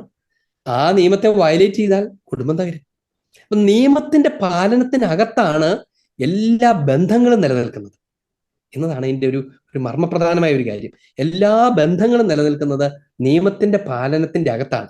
ഒരാളൊരു നിയമം ലംഘിക്കുക എന്ന് പറഞ്ഞാൽ അതിന്റെ അർത്ഥം എന്താണ്? ബന്ധം വിച്ഛേദിക്കുക എന്നുള്ളതാണ്. ഒരു കോളേജിൽ പഠിക്കുന്ന ഒരു കുട്ടി ആ കോളേജിന്റെ നിയമങ്ങൾ വയലേറ്റ് ചെയ്യുന്നു, ഡെഫിനറ്റ്ലി ആ കുട്ടി ആ കോളേജിൽ തുടരാൻ അർഹതയില്ലാത്തവനായിട്ട് മാറും. ഞാൻ എന്നാ 2 നിയമം ലംഘിച്ചതല്ലേ ഉള്ളൂ എന്ന് പറയാൻ പറ്റില്ല. അവൻ അതിനകത്തുള്ള പങ്കാളിത്തം നഷ്ടപ്പെടും. അപ്പൊ നമ്മളെ ഒന്നിനകത്ത് പങ്കാളിയാക്കുന്നത് നിയമമാണെന്ന് ഓർക്കണം. എങ്ങനെയാണ് ആ പങ്കാളിയാക്കുന്നത്? സ്നേഹത്തിന്റെ പങ്കാളിയാക്കുന്നത് നിയമം മൂലമാണ്. അതുകൊണ്ടാണ് ഈശോ മിശിഹ പറയുന്നത്, നിങ്ങൾ എന്നെ സ്നേഹിക്കുന്നെങ്കിൽ എൻ്റെ കൽപ്പന പാലിക്കും. എന്നെ സ്നേഹിക്കുന്നവൻ എൻ്റെ കൽപ്പനകൾ അനുസരിക്കും. ഈശോ ഇത് യോഹന്നാൻ സുവിശേഷത്തിൽ 17 അധ്യായത്തിലൊക്കെ ഈശോ ഇതിങ്ങനെ വീണ്ടും വീണ്ടും ഒക്കെ പറയുന്നത് ഈ കാര്യം നമ്മെ ഓർപ്പിക്കാൻ വേണ്ടിയാണ്. അപ്പൊ ത്രിത്വത്തിന്റെ കൂട്ടായ്മയ്ക്കകത്ത് സ്നേഹമാണുള്ളത് എങ്കിൽ അവരുടെ ഉള്ളിലുള്ളത് എന്താണ്? ഈ അനുസരണമാണ്, അനുസരണത്തിന്റെ നിയമമാണ്. ഈ അനുസരണം ഇവരെങ്ങനെയാണ് പാലിക്കുന്നത്? ഓരോരുത്തരും തന്റെ വില്ലിനെ മറ്റു 2 പേരുടെയും വില്ലിനെ വിട്ടുകൊടുത്തിരിക്കുന്നു. ഇതിനാണ് അനുസരണം എന്ന് പറയുന്നത്. അതായത് ഈശോ മിശിഹ ഇൻഡിപെൻഡന്റ് പേഴ്സൺ ആണ്, ഇൻഡിപെൻഡന്റ് ഡിവൈൻ പേഴ്സൺ ആണ്. അവിടുന്ന് സ്വതന്ത്രമായ ദൈവിക വ്യക്തിയാണ്. ഈ സ്വതന്ത്രമായ ദൈവിക വ്യക്തി ഈശോ മിശിഹായ്ക്ക് സ്വന്തമായ വില്ലുണ്ട്, ഇച്ഛാശക്തിയുണ്ട്, സ്വന്തമായ തീരുമാനത്തിന് സാധ്യതയുണ്ട്. അത് തന്നെ പിതാവിനുമുണ്ട്, അത് തന്നെ റൂഹായ്ക്കുമുണ്ട്. ഇനി ഇവര് 3 പേരും എന്ത് ചെയ്യുമെന്നറിയാമോ? തങ്ങളുടെ വില്ലിനെ അവരുടെ സ്നേഹത്തിന്റെ ആധിക്യത്താൽ, അവരുടെ കൂട്ടായ്മയുടെ ആധിക്യത്താൽ, അനുസരണത്തിന്റെ ആധിക്യത്താൽ തന്റെ വില്ലിനെ മറ്റു 2 പേരുടെ വില്ലിനോട് അറ്റാച്ച് ചെയ്യും. ഇനി എനിക്ക് എൻ്റെ വില്ലല്ല, നിന്റെ വില്ലാണുള്ളത് എന്ന് അങ്ങോട്ട് കൊടുത്തു. അങ്ങനെ 3 പേരും കൊടുക്കുന്നതോട് കൂടെ in effect they have only 1 will. ഈ പിതാവിനും പുത്രനും പരിശുദ്ധാത്മാവിനും ഇവര് 3 പേരും തങ്ങളുടെ വില്ലിനെ പൊതുവായി നൽകുന്നത് കൊണ്ട് അവർക്ക് ഇൻ എഫക്റ്റ് ഒരു വില്ലേ ഉള്ളൂ. അത് വെച്ചാൽ അവർക്കൊരു തീരുമാനമേ ഉള്ളൂ, അവർക്കൊരു ഹിതമേ ഉള്ളൂ എന്നാണ് ഇതിന്റെ അർത്ഥം. ഇങ്ങനെയുള്ള ത്രിത്വത്തിൽ നിന്നാണ് ദൈവം മനുഷ്യനെ സൃഷ്ടിക്കുന്നത്. നമുക്ക് നമ്മുടെ ഛായയിൽ സൃഷ്ടിക്കാന്നാണ് പറയുന്നത്, അല്ലാണ്ട് ഈ മാലാഖയെ പോലെ സൃഷ്ടിക്കാന്നല്ല, അല്ലെങ്കിൽ നമുക്കൊരു പുതിയ സൃഷ്ടിനെ ഉണ്ടാക്കാമെന്നുമല്ല. നമ്മളെപ്പോലെ സൃഷ്ടിക്കാമെന്നാണ്. നമ്മൾ എങ്ങനെയായിരിക്കുന്നത്? നമ്മളിരിക്കുന്നത് they are A communitarian God, സ്നേഹത്തിൽ ഒന്നായിരിക്കുന്ന, കൂട്ടായ്മയിലായിരിക്കുന്ന. ആ കൂട്ടായ്മയാണ് അവരുടെ പ്രാർത്ഥന. മനസ്സിലായോ? ആ കൂട്ടായ്മയാണ് അവരുടെ ബന്ധം. ആ ബന്ധമാണ് പ്രാർത്ഥന, ആ ബന്ധമാണ് കമ്മ്യൂണിക്കേഷൻ, ആ ബന്ധം തന്നെയാണ് പ്രാർത്ഥന. അവരുടെ തമ്മിലുള്ള ബന്ധമാണ്, അവർ തമ്മിലുള്ള സംഭാഷണമാണ്, അവർ തമ്മിലുള്ള സംസർഗമാണ് പ്രാർത്ഥന. ഇതാണ് ഈശോ മലമുകളിലേക്ക് കയറിയിട്ടൊക്കെ പിതാവിനോട് പ്രാർത്ഥിക്കാൻ പോയി എന്ന് പറയുന്നത്. എന്ന് വെച്ചാൽ ഈശോയുടെ യഥാർത്ഥമായ സംസർഗം എവിടെയാണ് എന്ന് അവർക്ക് കാണിച്ചു കൊടുത്തു എന്ന് അതിന്റെ അർത്ഥം. അല്ലാണ്ട് കർത്താവ് ചെന്നിട്ട് എന്തെങ്കിലുമൊക്കെ തരണേ എന്ന് പറഞ്ഞ് പിതാവിനോട് പ്രാർത്ഥിക്കാൻ പോകുന്നതല്ല. അത് അവർക്ക് കാണിച്ചു കൊടുക്കുന്നതാണ് ഈശോയുടെ പ്രാർത്ഥന എന്നൊക്കെ പറയും. ഇനി അതുകൊണ്ട് കർത്താവ് എന്ത് ചെയ്തു? നമ്മെ അവിടുത്തെ പോലെ സൃഷ്ടിച്ചു. ഇനി നമ്മൾ അവിടത്തെ പോലെയാണ് എന്ത് വേണം?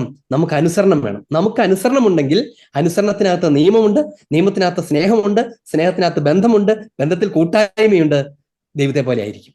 ഇതാണ് അതിന്റെ കേന്ദ്രം. അങ്ങനെ ആയിരിക്കാൻ വേണ്ടി ദൈവം നമുക്ക് തന്ന ഒരു ദാനമാണ് ഈ അനുസരണം.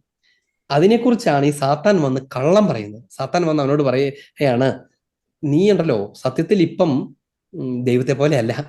ദൈവഛായയിൽ സൃഷ്ടിക്കപ്പെട്ട മനുഷ്യനോട് സാത്താൻ വന്ന് പറയുകയാണ്, അവൻ നുണയനും നുണയുടെ പിതാവുമാണ് എന്ന് ഈശോ പറഞ്ഞ സത്യമാണ്. അതുകൊണ്ടാണ് നീ ശരിക്കും ഇപ്പൊ ദൈവത്തെ പോലെയല്ല, നീ ദൈവത്തെ പോലെ എന്ത് ചെയ്യണം, അതിനെ ദൈവം ഒരു സൂത്രം വെച്ചേക്കണേ, കണ്ടോ, അത് നീ തിന്നരുന്നല്ലേ പറഞ്ഞേക്കണേ, അങ്ങനെ തിന്നാൽ നീ ദൈവത്തെ പോലെ ആയി പോകത്തില്ലേ, നിനക്ക് ദൈവത്തെ പോലെ ആകാനാണല്ലോ ആഗ്രഹം, നീ ഒരു കാര്യം ചെയ്യേ, അത് പോയിട്ട് അങ്ങ് പറിച്ചീന് എന്ന് പറഞ്ഞ് അവനെ പ്രലോഭിപ്പിക്കുക. ആ പ്രലോഭനം സത്യത്തിൽ എന്തിനുള്ള പ്രലോഭനമാണ്? ദൈവ ഛായ നഷ്ടപ്പെടുത്താനുള്ള പ്രലോഭനമാണ്. എങ്ങനെയാണ് നഷ്ടപ്പെടുന്നത്? അനുസരണക്കേട് വഴിയാണ്. അനുസരണക്കേട് വഴി ദൈവത്തിന്റെ ഛായയിൽ നിന്ന് പുറത്താകാനുള്ള പ്രേരണയാണ് പ്രലോഭനം. അനുസരണക്കേട് വഴി ദൈവത്തിന്റെ ഛായയിൽ നിന്ന്, കൂട്ടായ്മയിൽ നിന്ന് പുറത്താകാനുള്ള, സംസർഗത്തിൽ നിന്ന് പുറത്താകാനുള്ള പ്രേരണയാണ് പ്രലോഭനം അഥവാ പരീക്ഷണം. അതിൽ ഉൾപ്പെടാതിരിക്കാൻ പ്രാർത്ഥിക്കുമെന്നാണ് ഈശോ പറയുന്നത്. അതിൽ ഉൾപ്പെടാതിരിക്കാൻ, അതായത് ഈ സംസർഗം നഷ്ടപ്പെടുത്തി കളയാൻ. എങ്ങനെയാണ് നഷ്ടപ്പെടുന്നത്? അനുസരണക്കേട് വഴി. ഈ അനുസരണക്കേട് കാണിച്ച് ഈ ദൈവപിതാവിനോടുള്ള, തൃത്വത്തോടുള്ള സംസർഗം നഷ്ടപ്പെടുത്തി കളയാതിരിക്കാൻ നിങ്ങൾ പ്രാർത്ഥിക്കുവിൻ. എന്നിട്ട് ഈശോ എന്ത് ചെയ്യാണ്? ഇതെങ്ങനെയാ പ്രാർത്ഥിക്കണമെന്ന് കാണിച്ചു കൊടുക്കുകയാണ്. ഈശോ പോയിട്ട് പറയാണ്, പിതാവേ, പേഴ്സണലായിട്ട് എന്റെ കാര്യത്തിൽ മനുഷ്യനായി ഇവിടെ ആയിരിക്കുമ്പോൾ ഈ പീഡനങ്ങളിലൂടെ കടന്നു പോകുന്നത് സഹിക്കാവുന്നതല്ല. അതുകൊണ്ട് ഒരു മനുഷ്യൻ എന്ന പോലെ എനിക്കും അത് ബുദ്ധി കൊണ്ടും മനസ്സുകൊണ്ടും ഒന്നും അംഗീകരിക്കാൻ പറ്റുന്നില്ല. അതെനിക്ക് ഹിതകരമല്ല. പക്ഷേ നമ്മുടെ കൂട്ടായ്മ എന്താണെന്ന് എനിക്കറിയാം. എന്റെ വില്ലല്ല, നിന്റെ വില്ല് നിറവേറട്ടെ. നോക്കുക, ആദം വീണുപോയത് എവിടെയാണ്? ഹൗവ വീണുപോയത്, മനുഷ്യവംശം വീണുപോയത് എവിടെയാണ്? നിന്റെ വില്ല് അവിടെ ഇരിക്കട്ടെ, ഇപ്പൊ എനിക്കൊരു വില്ലുണ്ടല്ലോ, അതനുസരിച്ചുള്ളത് ഞാൻ ചെയ്യും, നീ അത് കഴിക്കരുതെന്ന് പറയുന്നു, ഞാൻ എന്റെ വില്ലനുസരിച്ച് ചെയ്യട്ടെ എന്ന് പറഞ്ഞ ആദമാണ് വീണുപോയത്. ഈശോ അതിന് ചെയ്യുന്ന പരിഹാരം എന്താണെന്നറിയാമോ? നേരെ മറുവശം, എന്റെ വില്ലല്ല, നിന്റെ വില്ല് നിറവേറട്ടെ എന്ന് നമുക്ക് വേണ്ടി അവിടുന്ന് പറയുന്നതാണ് അവിടുത്തെ പരിഹാരം. എന്ന് വെച്ചാൽ ഈശോ മിശിഹ നമ്മെ എങ്ങനെ വീണ്ടെടുത്തു എന്ന് ചോദിച്ചാൽ, ഈശോ മിശിഹ നമ്മെ വീണ്ടെടുത്തത് വെറുതെ കുരിശിൽ മരിച്ചുകൊണ്ടല്ല എന്ന് നമ്മൾ അറിയണം. ഈശോ വെറുതെ കുരിശിൽ മരിച്ചത് കൊണ്ടല്ല. നമ്മൾ പലപ്പോഴും വിചാരിക്കാറുള്ളത് എന്താണ്? പീഡാനുഭവത്തിലൂടെ, കർത്താവിന്റെ പീഡാസഹനങ്ങളാണ് നമ്മളെ വീണ്ടെടുത്തതെന്നാണ് നമ്മൾ പലപ്പോഴും കരുതാറുള്ളത്, അല്ലെ? എങ്ങനെയാണ് നമ്മൾ വിചാരിക്കാറുള്ളത്. പക്ഷേ റോമാലേഖനം, നമുക്ക് എന്റെ ഭാഗങ്ങൾ വായിക്കാം. റോമാലേഖനം 5-ാം അധ്യായം എടുത്തോ. റോമാലേഖനം 5-ാം അധ്യായം 12-ാം തിരുവചനം വായിക്കാമോ? ഒരു മനുഷ്യൻ മൂലം പാപവും, പാപം മൂലം മരണവും ലോകത്തിൽ പ്രവേശിച്ചു. ഏത് മനുഷ്യനായിരിക്കും എന്നറിയാമല്ലോ? ആദം, ആദിമ മനുഷ്യൻ എന്ന് വെച്ചാൽ അത് അർത്ഥമാക്കുന്നത് എന്താണ്? ഈ വിധത്തിൽ അനുസരണക്കേട് കാണിക്കുന്ന എല്ലാവരും ഈ ആദമാണ്.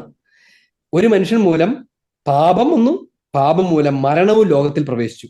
ഇനി 19-ാം തിരുവചനം വായിക്കൂ. എന്നിട്ട് എന്തുണ്ടായി? ഒരു മനുഷ്യന്റെ അനുസരണക്കേടിനാൽ അനേകർ പാപികളായി തീർന്നതുപോലെ ഒരു മനുഷ്യന്റെ അനുസരണത്താൽ അനേകർ നീതിയുള്ളവരാകും. നോക്കുക, ഒരു മനുഷ്യന്റെ അനുസരണക്കേട്, ആദത്തിന്റെ അനുസരണക്കേടിനാൽ നമ്മളെല്ലാവരും പാപികളും മരണവിധേയരുമായി തീർന്നെങ്കിൽ ഒരു മനുഷ്യന്റെ അനുസരണത്താൽ, ഈ ഒരു മനുഷ്യൻ ഇന്ന് നമ്മളിപ്പോൾ വായിച്ചു കേട്ട ഈശോ മിശിഹായാണ്, അവിടുത്തെ അനുസരണത്താൽ അനേകർ നീതിയുള്ളവരാകും എന്നാണ്. അവിടുത്തെ അനുസരണത്താലാണ് അനേകർ നീതിയുള്ളവരാകുന്നത്. ഇനി ഇത് തന്നെ, ഇതൊരു സ്ഥലത്തൊന്നുമല്ല. ഫിലിപ്പി ലേഖനം 2:8 വായിക്കൂ. ഫിലിപ്പി ലേഖനം 2:8. ഫിലിപ്പി ലേഖനം 2:8. ആകൃതിയിൽ മനുഷ്യനെ പോലെ കാണപ്പെട്ടു, മരണം വരെ അതേ കുരിശ് മരണം വരെ അനുസരണമുള്ളവനായി തന്നെ താഴ്ത്തി. നോക്കുക, ഈശോ എന്ത് ചെയ്തു എന്നാണ്? നമുക്ക് രക്ഷ തരാൻ വേണ്ടി എന്ത് ചെയ്തു എന്നാണ് പറയുന്നത്? അവിടുന്ന് കുരിശിൽ മരിച്ചു എന്നല്ല, കുരിശു മരണം വരെ അവിടുന്ന് തന്നെ അനുസരണമുള്ളവനായി താഴ്ത്തി എന്നാണ്. എന്ന് വെച്ചാൽ ഈശോ നമുക്ക് രക്ഷ തന്നത് അവിടുത്തെ കുരിശുമരണത്താലാണെന്നല്ല വിശുദ്ധൻ നമ്മളെ പഠിപ്പിക്കുന്നത്. കുരിശുമരണത്തെ രക്ഷാകരമാക്കുന്ന അനുസരണത്താലാണ് എന്നാണ്. കുരിശുമരണത്തെ വാലിഡാക്കുന്ന അനുസരണത്താലാണ് കർത്താവ് നമ്മെ വീണ്ടെടുത്തത് എന്നാണ്. ശ്രദ്ധിച്ച് കേൾക്കണം. അത് കുരിശുമരണത്താലാണെന്ന് പറഞ്ഞാൽ അതിന് തിരിച്ചു ചോദിക്കാവുന്ന ചോദ്യം എന്നറിയാമോ?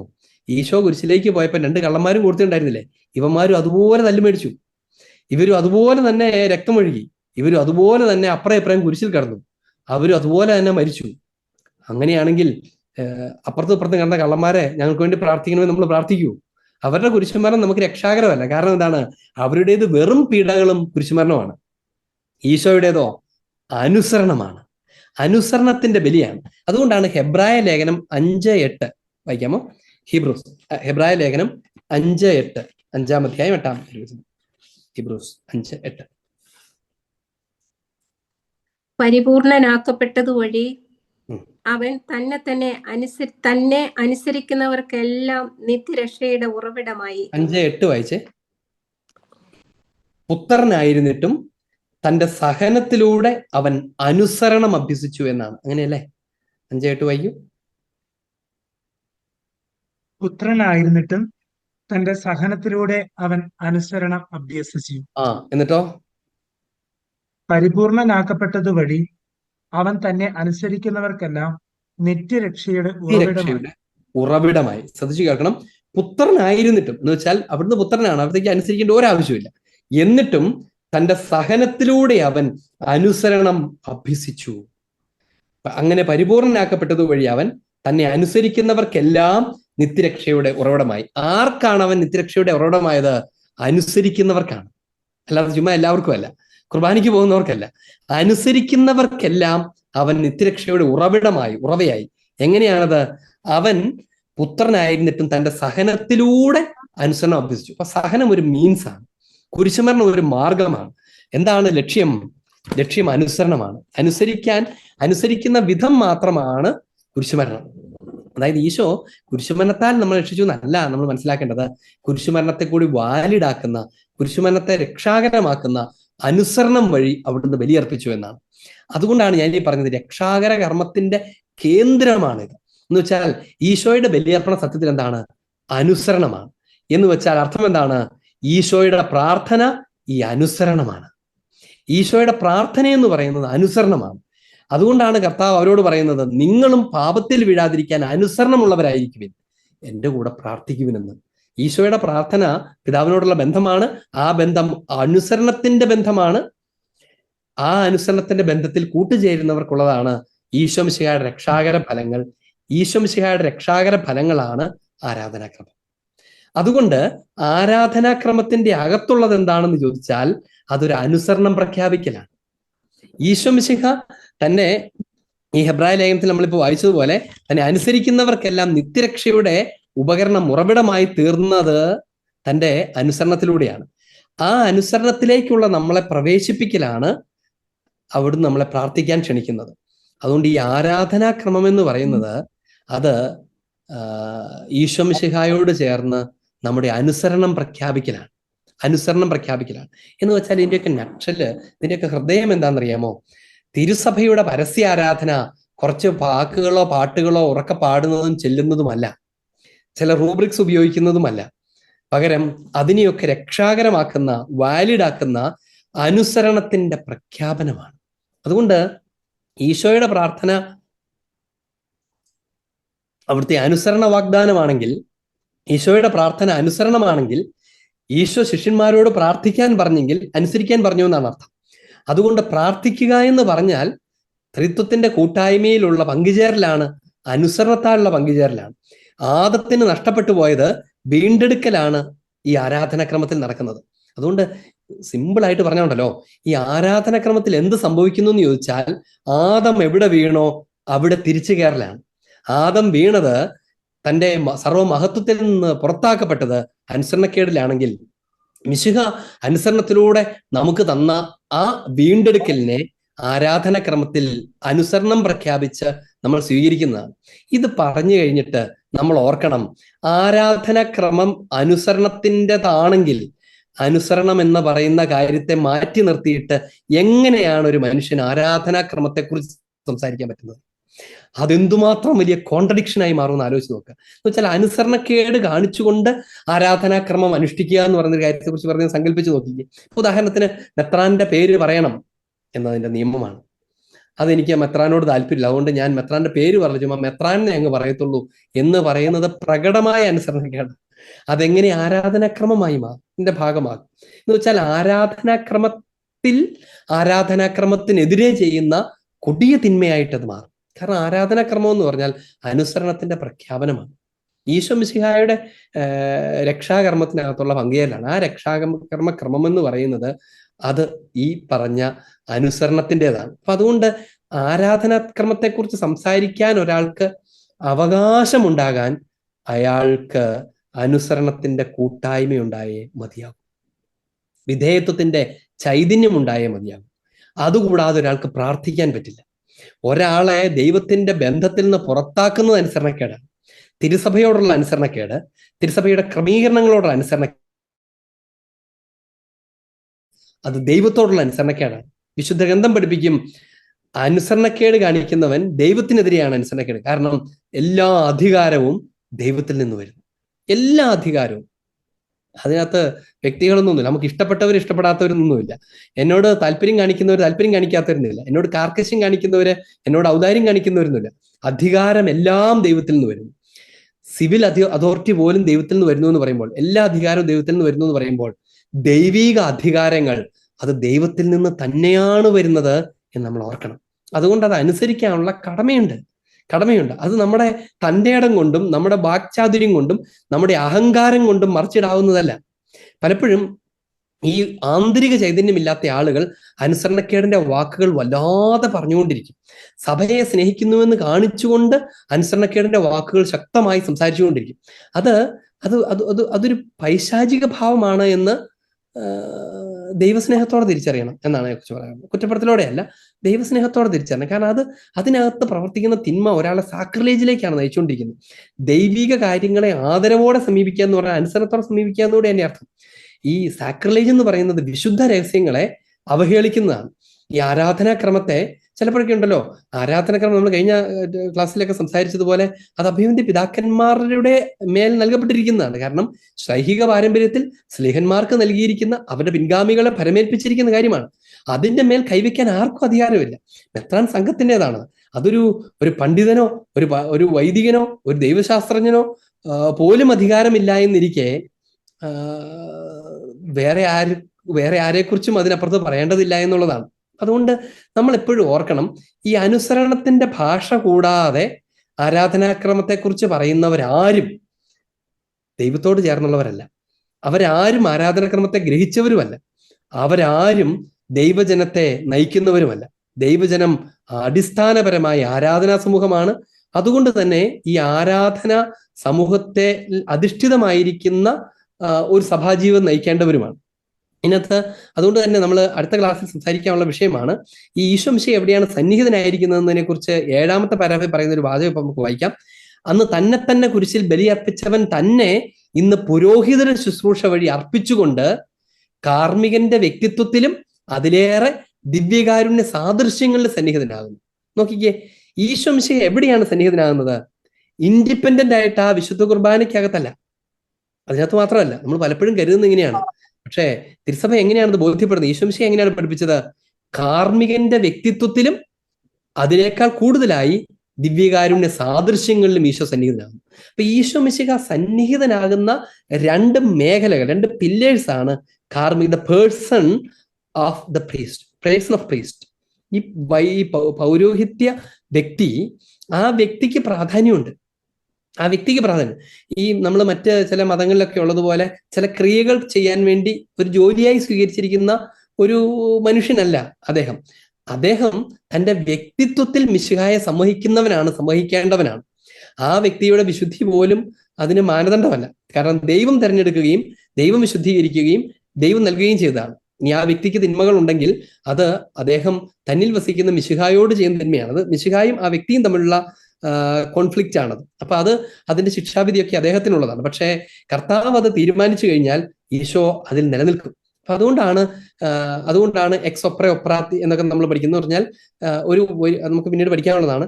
ഒരു കാർമ്മികന്റെ വിശുദ്ധിയിലൂടെ അല്ല, വിശുദ്ധി നോക്കിയിട്ടുമല്ല കൂദാശയുടെ ഫലങ്ങൾ ഒരാൾക്ക് കിട്ടുന്നത്.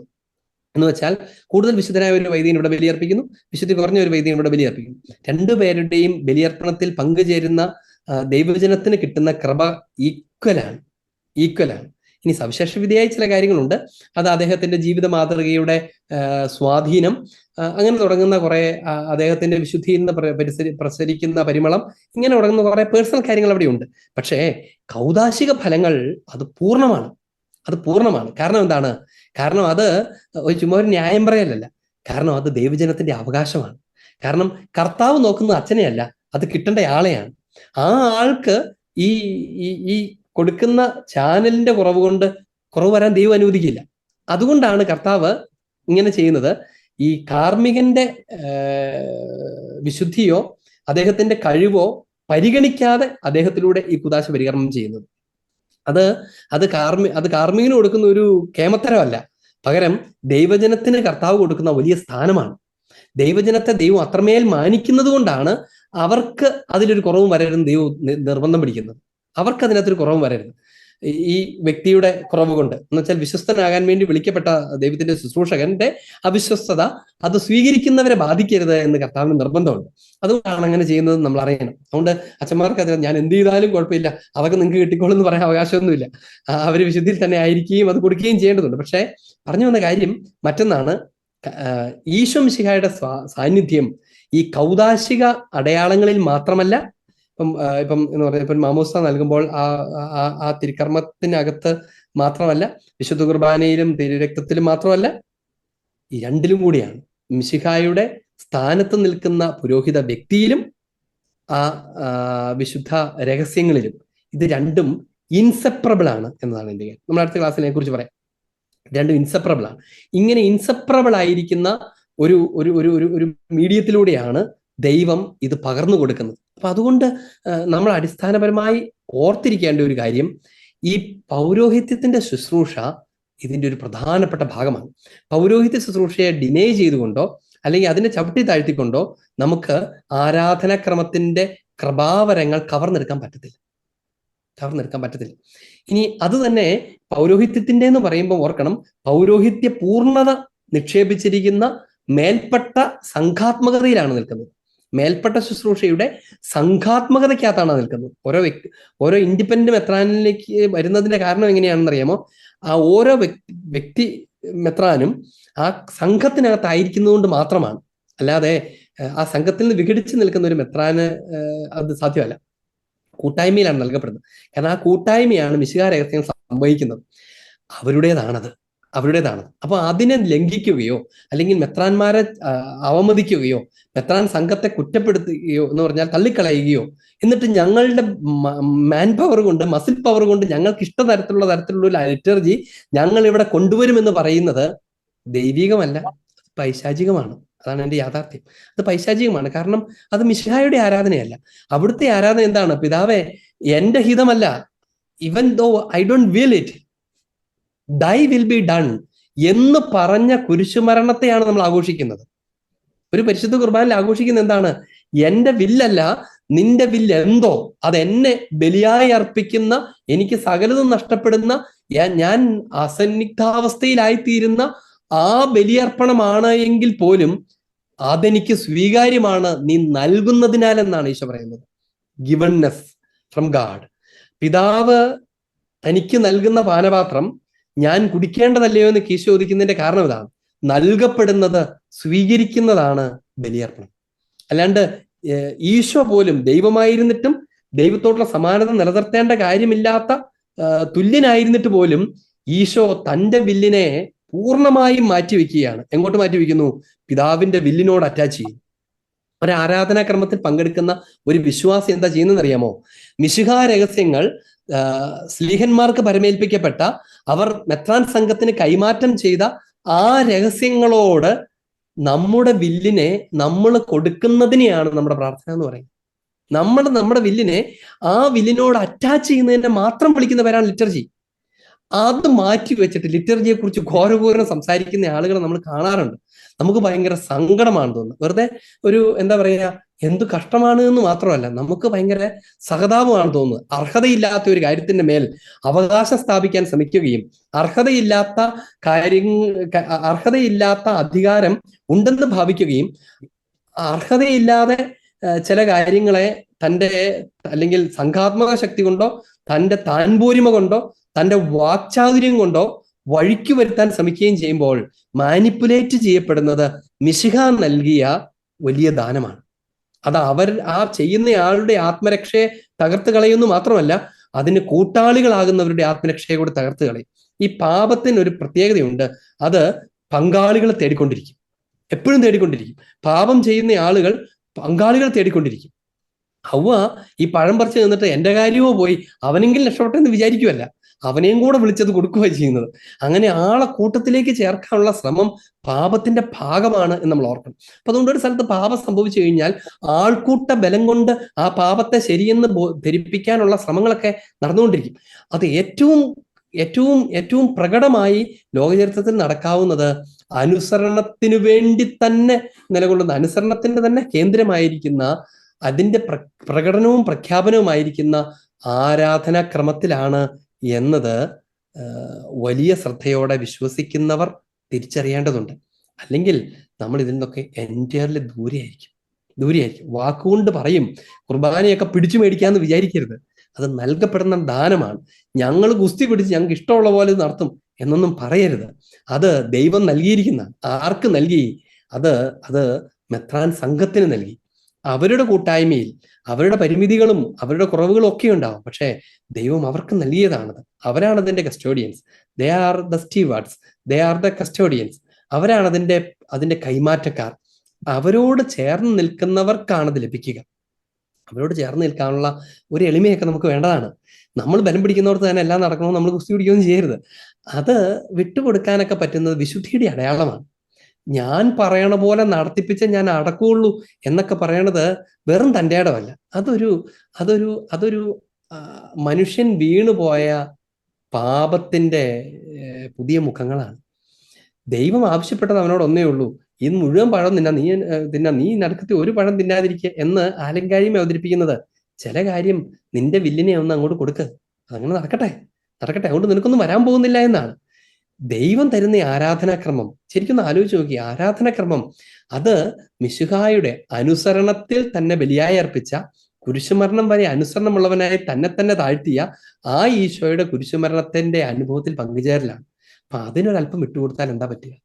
ഇനി മെത്രാൻ സംഘത്തിലൂടെ നമുക്ക് നൽകപ്പെടുന്ന ആരാധനാക്രമം ഒരല്പം എന്താ പറയാ, തിയോളജിക്കലി എറോണിയസ് ആണെന്ന് നമ്മുടെ മനുഷ്യബുദ്ധിക്ക് അങ്ങ് തോന്നുവാന്ന് വിചാരിക്കുക. നമ്മളൊന്ന് ആലോചിച്ച് നോക്കിക്കേ. ദൈവത്തിന്റെ ഭാഗമായിരിക്കുന്ന പുത്രൻ മരിച്ചിട്ട് വേണോ, ബലി കൊടുത്തിട്ട് വേണോ, അതും ഈ വെറും മനുഷ്യന്റെ കയ്യിൽ ഏൽപ്പിച്ചു കൊടുക്കപ്പെട്ടിട്ട് വേണോ ഇതുങ്ങളെയൊക്കെ വീണ്ടെടുക്കാനെന്ന് ഈശോ ചോദിച്ചില്ല. അങ്ങനെ ചോദിക്കാത്ത ഒരു ഈശോയുടെ ബലി അർപ്പിക്കാൻ നമുക്ക് എന്തുകൊണ്ടാണ് നമുക്ക് ഒന്ന് താഴ്ന്നിട്ട് പിതാക്കന്മാര് തന്നതല്ലേ, ഇപ്പൊ ഇത് ചെയ്യാം, എന്നിട്ട് പതുക്കെ കൂടുതൽ ശരി നൽകപ്പെടുന്നതിന് വേണ്ടി പ്രാർത്ഥിക്കാം എന്ന് പറയാൻ കഴിയുന്ന ഒരു വിശ്വാസ സമൂഹത്തെ അജപാലകരായ ഞങ്ങൾക്ക് വളർത്തിയെടുക്കാൻ പറ്റാത്തത്? അജപാലകരായ ഞങ്ങളുടെ കാര്യം മാത്രമല്ല, ഈ അജപാലന ശുശ്രൂഷ തലമുറകളിലൂടെ സ്വീകരിച്ചിട്ടുള്ള സെൻസുസ് ഫിദേയി എന്ന് പറയുന്ന കാര്യമുള്ള, അതായത് വിശ്വാസ അവബോധം നിങ്ങളെ ആരും പഠിപ്പിക്കേണ്ടതില്ല എന്ന് വിശുദ്ധേന്തം പറയുന്ന ദൈവജനത്തിന് എന്തുകൊണ്ട് അത് ഉൾക്കൊള്ളാൻ കഴിയാതിരിക്കുന്നു എന്ന് ഭയത്തോടെ നമ്മൾ ഓർക്കണം. നമ്മുടെ അടിവേരിനെയാണ് നമ്മൾ മുറിച്ചു കളയുന്നത്. നമുക്ക് ഒരു ആരാധനാക്രമത്തിനകത്തോ ഒരു ചെറിയ ഒരു റൂബ്രിക്കിനകത്തോ ഒരു കാര്യത്തിനകത്തോ ചെറിയൊരു കാര്യം എനിക്ക് ഇഷ്ടപ്പെടാത്ത ചെയ്യേണ്ടി വരുമ്പം അല്ല നമ്മുടെ വിശ്വാസം തകർന്നു പോകുന്നത്. അതിനെതിരെ നിൽക്കുമ്പോഴാണ് നമുക്ക് മിശിഹായുടെ ബലി അന്യമായി പോകുന്നത്. ആ ബലി നമ്മുടേതല്ലാതായിത്തീരും. പിന്നെ നമുക്ക് പങ്കാളിത്തം ഇല്ലാതായിത്തീരും. ഈശോ മിശിഹായുടെ ബലി ആയിരിക്കില്ല നമ്മൾ അർപ്പിക്കുന്നത്. കാരണം ആ ബലി അനുസരണത്തിന്റെ ബലിയാണ്. അനുസരണം കൂടാതെ അർപ്പിക്കാൻ കഴിയാത്ത ബലിയാണ്. നമ്മൾ ഓരോ കുർബാനയിലും, സിർമലബാറിന്റെ കുർബാന ക്രമത്തിലൊക്കെയാണ് അനാഫറയുടെ ഹൃദയത്തിൽ ചൊല്ലുന്ന ഇതാണ്: പിതാവിനോടുള്ള സമാനത നിലനിർത്തേണ്ട കാര്യമായി പരിഗണിക്കാതെ അനുസരണമുള്ളവനായി ദാസനായി, യജമാനന്റെ വില്ല് മാത്രം നിർവർത്തിക്കുന്നവനെയാണ് ദാസൻ. ദാസന്റെ രൂപം സ്വീകരിച്ച കർത്താവെ, അങ്ങയുടെ ശരീരരക്തങ്ങൾ മുറിക്കപ്പെടുന്ന ഈ ബലിയിലാണ് ഞങ്ങൾ പങ്കുചേരുന്നതെന്ന് പറയുന്ന ഒരു സമൂഹം ഞങ്ങൾക്കിഷ്ടമുള്ളതുപോലെ വേണം അത് നടത്തേണ്ടതെന്ന് പറയുന്നതിന്റെ വൈരുദ്ധ്യത്തെക്കുറിച്ച് ഓർത്ത് നോക്കി. ഞങ്ങൾക്കിഷ്ടമുള്ളതുപോലെ വേണം ഈ അനുസരണത്തിന്റെ ബലി അർപ്പിക്കാൻ. ദൈവമായിരുന്നിട്ടും പിതാവിനോടുള്ള സമാനത നിലനിർത്തേണ്ട കാര്യമായി പരിഗണിക്കാതെ ദാസനായി നീ ഇറങ്ങി വന്നില്ലേ, അതൊക്കെ അവിടെ നിൽക്കട്ടെ, ഞങ്ങൾ പറഞ്ഞ പോലെ വേണം ഇതിനി അർപ്പിക്കാൻ എന്ന് പറയുന്നതിന്റെ കോൺട്രഡിക്ഷനെ കുറിച്ച് ചിന്തിക്കാൻ കഴിയാത്ത ഒരു ഈശോയുടെ പേരിലുള്ള ഒരു സമൂഹം നിലനിൽക്കുന്നു എന്ന് പറയുന്നതാണ് അതിന്റെ കോൺട്രഡിക്ഷൻ. ഭയാനകമാണത്, ഭീകരമാണത്. അത് ഭയം ജനിപ്പിക്കുന്നത് ആത്മാവിലാണ്. എന്ന് വെച്ചാൽ അത് വിശ്വസിക്കുന്ന ഓരോരുത്തരെയും ഭയത്തിലാഴ്ത്തണം. എനിക്കിഷ്ടമുള്ളതുപോലെ അർപ്പിക്കേണ്ട ഒരു കാര്യമല്ല ബലി. എനിക്കിഷ്ടമുള്ളതുപോലെ അർപ്പിക്കേണ്ട ഒരു കാര്യമല്ല ആരാധനാക്രമം. അത് നൽകപ്പെടുന്നതാണ്, അത് സ്വീകരിക്കാനുള്ളതാണ്. അത് എങ്ങനെ സഭ നൽകുന്നോ അങ്ങനെ സ്വീകരിക്കാനുള്ള അവകാശം ആ ജനത്തിനുണ്ട്. അതിനെ മാനിക്കണം, അതിനെ വൈദികർ മാനിക്കണം, അൽമായ നേതാക്കന്മാർ മാനിക്കണം, ദൈവജനം മാനിക്കണം. സഭ എങ്ങനെ നൽകുന്നോ അത് അവരുടെ അവകാശമാണ്, അല്ലാണ്ട് നമ്മുടെ ഇഷ്ടപ്രകാരമല്ല. സഭ എങ്ങനെ നൽകിയിരിക്കുന്നു അത് അതുപോലെ അവർക്ക് കിട്ടണം. അത് കൊടുക്കാൻ കടപ്പെട്ടവർ മാത്രമാണ് വൈദികരായ ഞങ്ങളൊക്കെ. ഞാൻ ബലി അർപ്പിക്കുമ്പോൾ ഞാൻ എന്താണ് ഓർക്കേണ്ടത്? എനിക്ക് തോന്നുന്ന ഒരു ബലിയല്ല ഞാൻ അവർക്ക് കൊടുക്കേണ്ടത്, എനിക്കിഷ്ടമുള്ള ഒരു ലിറ്റർജി അല്ല ഞാൻ അവർക്ക് കൊടുക്കേണ്ടത്. അതിനകത്ത് ഒരു കാര്യം അത്ര പോരാ, എന്നാൽ ഇച്ചിരി ഒന്ന് പൊലിപ്പിച്ചേക്കാം എന്നല്ല ഞാൻ വിചാരിക്കേണ്ടത്. പകരം സഭയാണത് അവർക്ക് കൊടുക്കുന്നത്. അത് മേടിച്ച് കൊടുക്കുന്ന വിശ്വസ്തതയുള്ള ശുശ്രൂഷകരാണ് ആകേണ്ടവരാണ് നമ്മൾ. വിശ്വസ്തയുള്ള ശുശ്രൂഷകർ എന്നാണ് വിളിക്കുന്നത്. കർത്താവ് വിശുദ്ധത്തിൽ നമ്മളിങ്ങനെ വായിക്കും, തന്റെ ശുശ്രൂഷയ്ക്കായി തന്നെ നിയമിച്ചുകൊണ്ട് അവൻ എന്നെ വിശ്വസ്തനായി കണക്കാക്കി. വിശ്വസ്തൻ എന്ന് പറഞ്ഞാൽ എന്താണ്? നൽകപ്പെടുന്നത് അതുപോലെ ചെയ്യുന്നവരെയാണ് വിശ്വസ്തൻ എന്ന് പറയുന്നത്. ഈ വിശ്വസ്തത, ദാസന് വിശ്വസ്തത കൂടിയേ കഴിയൂ എന്ന് വിശുദ്ധ നമ്മളെ പഠിപ്പിക്കും. ഈ ശുശ്രൂഷകന്, ഡീക്കന്, അല്ലെങ്കിൽ ദൈവിക ശുശ്രൂഷ പരികർമ്മം ചെയ്യുന്നവന് ഈ വിശ്വസ്തത കൂടിയേ തീരും.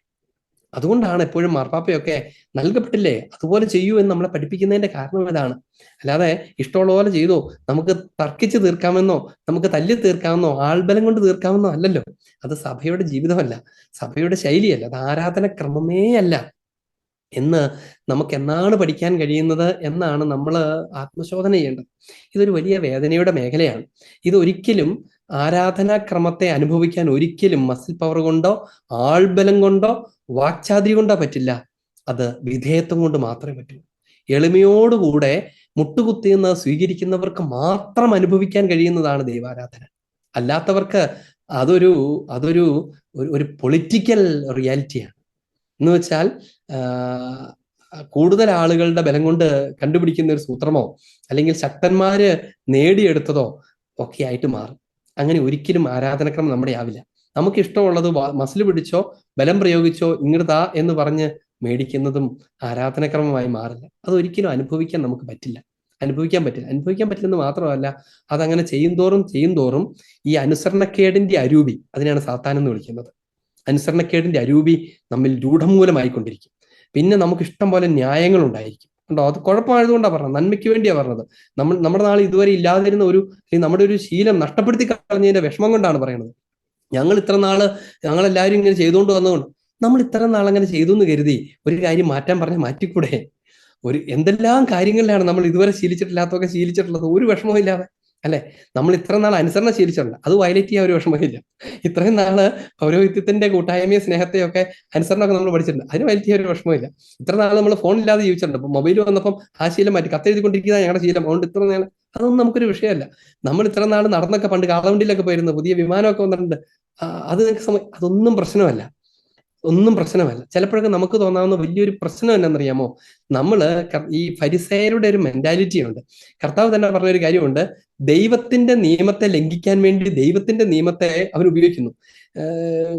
മാതാപിതാക്കളെ ബഹുമാനിക്കുക എന്നുള്ള നിയമം നിലനിൽക്കെ അതിനെ ഓവർകം ചെയ്യാൻ വേണ്ടി അവർ കണ്ടുപിടിച്ചൊരു മാർഗമാണ് ഖുർബാൻ. എന്നുവെച്ചാൽ മാതാപിതാക്കളെ നോക്കാനുള്ളതൊക്കെ ദേവാലയത്തിൽ സമർപ്പിച്ച മക്കളെ ദേവാലയത്തിൽ സമർപ്പിച്ചെന്ന് വെച്ചാൽ അവിടെ വെച്ചേക്കൊന്നും വേണ്ട, കൊണ്ടുവരാം, നമുക്ക് ഉപയോഗിക്കുകയൊക്കെ ചെയ്യാം. അപ്പൊ ഇങ്ങനെ ഒരു നിയമമുണ്ട്, ഈ നിയമം ഉപയോഗിച്ചുകൊണ്ട് ആ നിയമത്തെ വയലേറ്റ് ചെയ്യുന്നു, ഈ നിയമം ഉപയോഗിച്ചുകൊണ്ട് ആ നിയമത്തെ വയലേറ്റ് ചെയ്യുന്നു. നോക്കിയേ, ഇപ്പൊ ചില പറയാം ഞങ്ങൾ ഒരു 50 വർഷമായിട്ടുള്ള പാരമ്പര്യമായത്, അതുകൊണ്ട് അതിനെ തൊട്ട് കളിക്കാൻ ഞങ്ങൾ സമ്മതിക്കുകയില്ല എന്നാ പറഞ്ഞു വരുന്നത്. നല്ല ഉദ്ദേശത്തിലാണ് പറഞ്ഞാൽ നമുക്ക് പെട്ടെന്ന് തോന്നുക, പക്ഷേ ഈ പാരമ്പര്യം എവിടെ നിന്ന് വന്നതാണ്? ഇത് മിശിഹായിൽ നിന്ന് വന്നതാണ്, നൂറ്റാണ്ടുകളിലൂടെ വന്നതാണ്.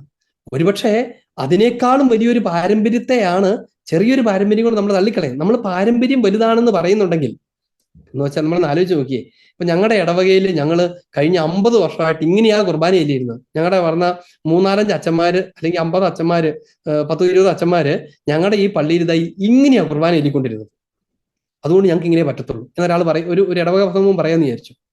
പക്ഷേ അതിനും എത്രയോ നൂറ്റാണ്ട് മുമ്പേ ആ ഇടവകയിൽ മുന്നേ അർപ്പിക്കപ്പെട്ടിരുന്ന ബലിയുടെ ഒരു പാരമ്പര്യമുണ്ട്. ഒരു നിലനിന്ന പാരമ്പര്യത്തെയാണ് വയലേറ്റ് ചെയ്തത്. അപ്പം ഈ 50 വർഷം ഞങ്ങളുടെ പാരമ്പര്യം ഇതാണ് എന്ന് പറയുമ്പം പാരമ്പര്യത്തെ മാനിക്കുന്നല്ലേ പറയണേ? അങ്ങനെ മാനിക്കുന്നുണ്ടെങ്കിൽ അതിനേക്കാൾ വലിയൊരു പാരമ്പര്യത്തെ അതിനേക്കാൾ കൂടുതൽ മാനിക്കേണ്ടതല്ലേ? അതേതാണെന്ന് കണ്ടെത്താനുള്ള ശ്രമം നടത്തേണ്ടതല്ലേ? പാരമ്പര്യത്തെ ഇത്രമാത്രം ബലം പിടിക്കുമ്പം ചിലപ്പോഴെങ്കിലുമൊക്കെ ഉണ്ടല്ലോ ഈ ഈ ഈ ഈ ഒത്തിരി ബുദ്ധിമുട്ട് കാണിക്കുന്ന ആളുകൾ പാരമ്പര്യത്തിന്റെ പേരിൽ അത് കാണിക്കുമ്പം കൂടുതൽ പാരമ്പര്യവാദികളായിട്ടൊക്കെ അറിയപ്പെടുമ്പോൾ അല്ലെങ്കിൽ കാണപ്പെടുമ്പോഴൊക്കെ നമ്മൾ ഓർക്കണം, പാരമ്പര്യം വിലയുള്ളതാണെന്ന് തന്നെയാണ് അവർ പറയണേ. അല്ലാണ്ട് അവർ പാരമ്പര്യം നിഷേധിക്കുകയല്ല. പാരമ്പര്യം വിലയുള്ളത് തന്നെയാണെന്നാ പറയുന്നത്. ആരും പാരമ്പര്യത്തെ നിഷേധിക്കാറില്ല, അല്ലെ? ചിലര് കൂടുതൽ വലിയ പാരമ്പര്യത്തെ കുറിച്ച് പറഞ്ഞു, ചില ചെറിയ പാരമ്പര്യത്തെ കുറിച്ച് പറഞ്ഞ വ്യത്യാസം മാത്രമേ ഉള്ളൂ. ഏറ്റവും വലിയ പാരമ്പര്യത്തെ കുറിച്ചല്ല സംസാരിക്കേണ്ടത്. അത് മനസ്സിലാക്കാൻ പറ്റിയ നമുക്ക് ഒത്തിരി വിട്ടുവീഴ്ച ചെയ്യാൻ പറ്റും. അപ്പൊ ആദ്യം വേണ്ടത്, ആരാധനാക്രമത്തെ കുറിച്ച് സംസാരിക്കാൻ ആദ്യം വേണ്ടത് എന്താണെന്നറിയാമോ? കുമ്പസാരിക്കുക എന്നുള്ളതാണ്. പാപമോചനം നേടുക എന്നുള്ളതാണ്. പാപം അനുസരണക്കേടാണ്, അത് പരിഹരിക്കുക എന്നുള്ളതാണ്. കുമ്പസാരിക്കുക, മുട്ടുമേൽ വീഴുക, കർത്താവെ തെറ്റിപ്പോയി എന്ന് പറയുക, അനുസരണത്തിൻ്റെതാണ് ബലിയെന്ന് അംഗീകരിക്കുക, അനുസരണത്തിന്റെ ബലി അർപ്പിക്കാനുള്ള അനുസരണം ഞങ്ങൾക്ക് തരണമേ എന്ന് പ്രാർത്ഥിക്കുക. അതിനുശേഷം മാത്രമേ ദൈവത്തിന്റെ ആരാധനയിൽ പങ്കുചേരാൻ നമുക്ക് അവകാശം ഉണ്ടാവുള്ളൂ. നമുക്ക് ആ ഭാഗം ഈ വത്തിക്കാൻ കൗൺസിലിൽ ഒരിക്കൽ കൂടെ വായിക്കാം. മുന്നറിയിക്കപ്പെട്ട മനുഷ്യരക്ഷയുടെയും ദൈവത്തിന്റെ സമ്പൂർണ്ണ മഹത്വീകരണത്തിന്റെയും പ്രവൃത്തി മിശിഹാ കർത്താവ് സർവോപരി തന്റെ ഭാഗ്യപ്പെട്ട പീഡാനുഭവത്താലും മരിച്ചവരുടെ ഇടയിൽ നിന്നുള്ള ഉത്ഥാനത്താലും നമ്മുടെ മരണത്തെ മരണത്താൽ നശിപ്പിക്കുകയും ജീവനെ ഉത്ഥാനത്താൽ നവീകരിക്കുകയും ചെയ്ത മഹത്വപൂർണമായ സ്വർഗാരോഹണത്തിന്റെ പെസഹാ രഹസ്യത്താലും പൂർത്തീകരിച്ചു. അവിടുന്ന് അത് പൂർത്തീകരിച്ചത് നമ്മൾ ഇന്ന് സുവിശേഷത്തിൽ വായിച്ച ഇതാ കർത്താവെ പിതാവേ എന്റെ വില്ലല്ല നിന്റെ വില്ല് നിറവേറട്ടെ എന്ന് പറഞ്ഞത് റിയലൈസ് ചെയ്ത പീഡാസഹനത്തിൽ, കുരിശുമരണത്തിൽ, മരണത്തിൽ, ഉത്ഥാനത്തിലാണ്. എന്തുകൊണ്ടെന്നാൽ സാർവത്രിക സഭയെന്ന അത്ഭുതകരമായ കൂദാശ കുരിശിൽ മരണനിദ്ര പ്രാപിച്ച മിശിഹായുടെ പാർശ്വത്തിൽ നിന്നാണ് ഉദയം ചെയ്തത്. നമ്മൾ അതിനെക്കുറിച്ച് അടുത്ത ക്ലാസ്സിൽ പറയാം. ഇനി ഇപ്പം അത് മാത്രം ഓർക്കുക, ഈശോ മിശിഹായുടെ പാർശ്വത്തിൽ നിന്നാണ് തിരുസഭ ഉദയം ചെയ്തത്. ഈ ഈശോ മിശിഹായുടെ പാർശ്വത്തിൽ നിന്ന് പൊട്ടിയൊഴുകിയത് എന്താണെന്നറിയാമോ? അവിടുത്തെ അനുസരണ പ്രഖ്യാപനത്തിന്റെ ഫലങ്ങളാണ്. അവിടുന്ന് വിട്ടുകൊടുത്തു, പിതാവെ നിന്റെ ഹിതം വിട്ടുകൊടുത്തു, തന്നെ വധിക്കാൻ വിട്ടുകൊടുത്തു.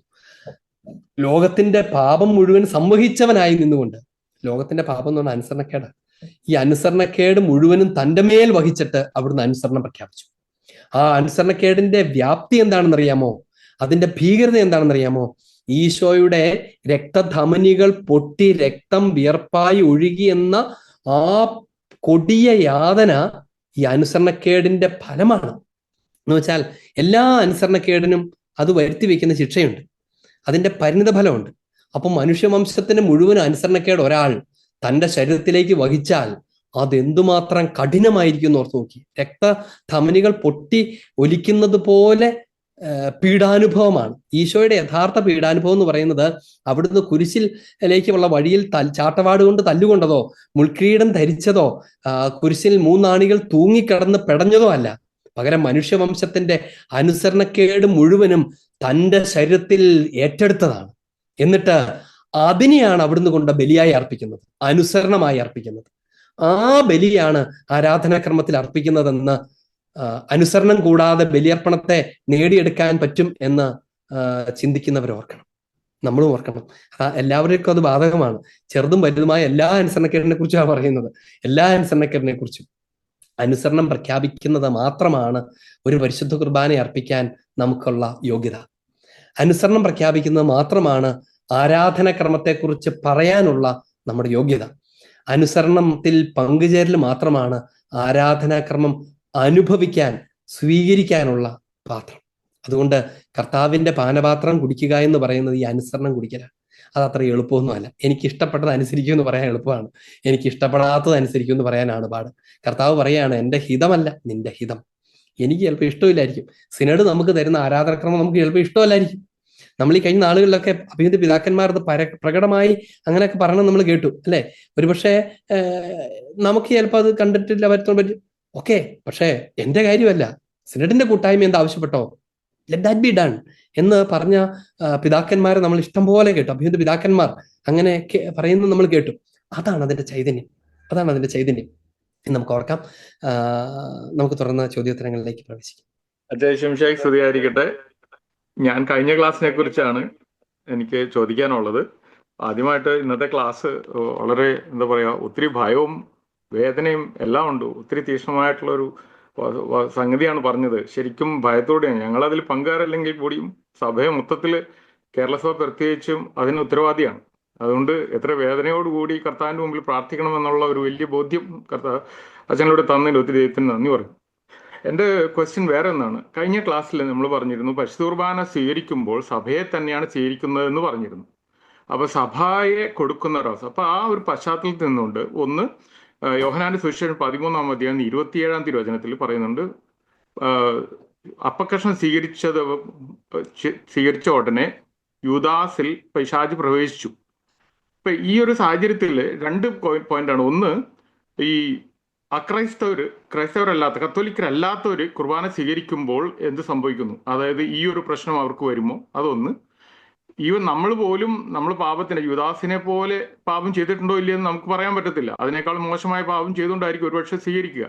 അപ്പൊ അങ്ങനെ വരുമ്പോഴും ഈ ഒരു സംഗതി എങ്ങനെയാണത് അപ്ലിക്കബിൾ ആവുന്നത്? പിന്നെ അക്രൈസ്തവർക്ക് ഭക്തിയോടും സ്നേഹത്തോടും കൂടി അവർ പരിശുദ്ധ കുർബാന സ്വീകരിക്കുന്നവരുണ്ട്.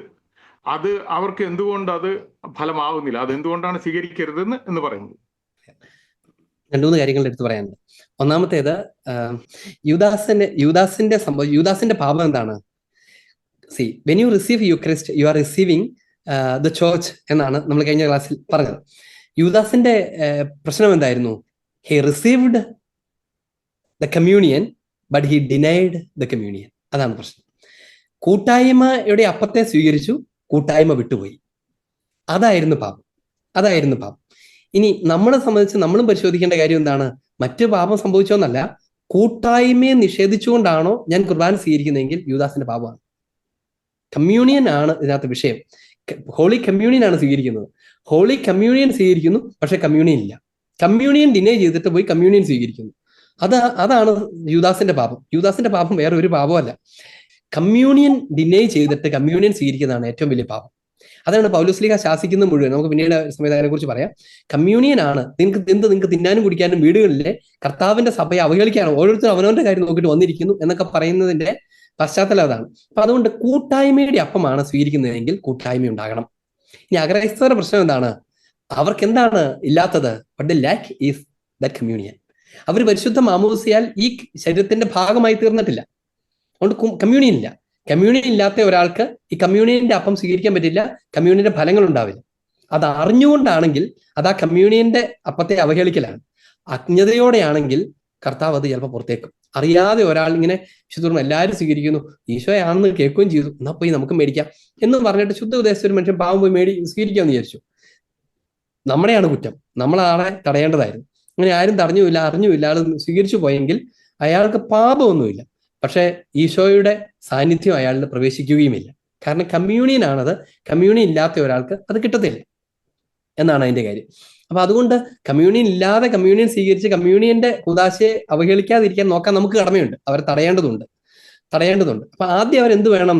അവർക്ക് അത്ര സ്നേഹം ഉണ്ടെങ്കിൽ ഈ ബന്ധത്തിലാകാൻ പറയണം. എങ്ങനെ ബന്ധത്തിലാവുക?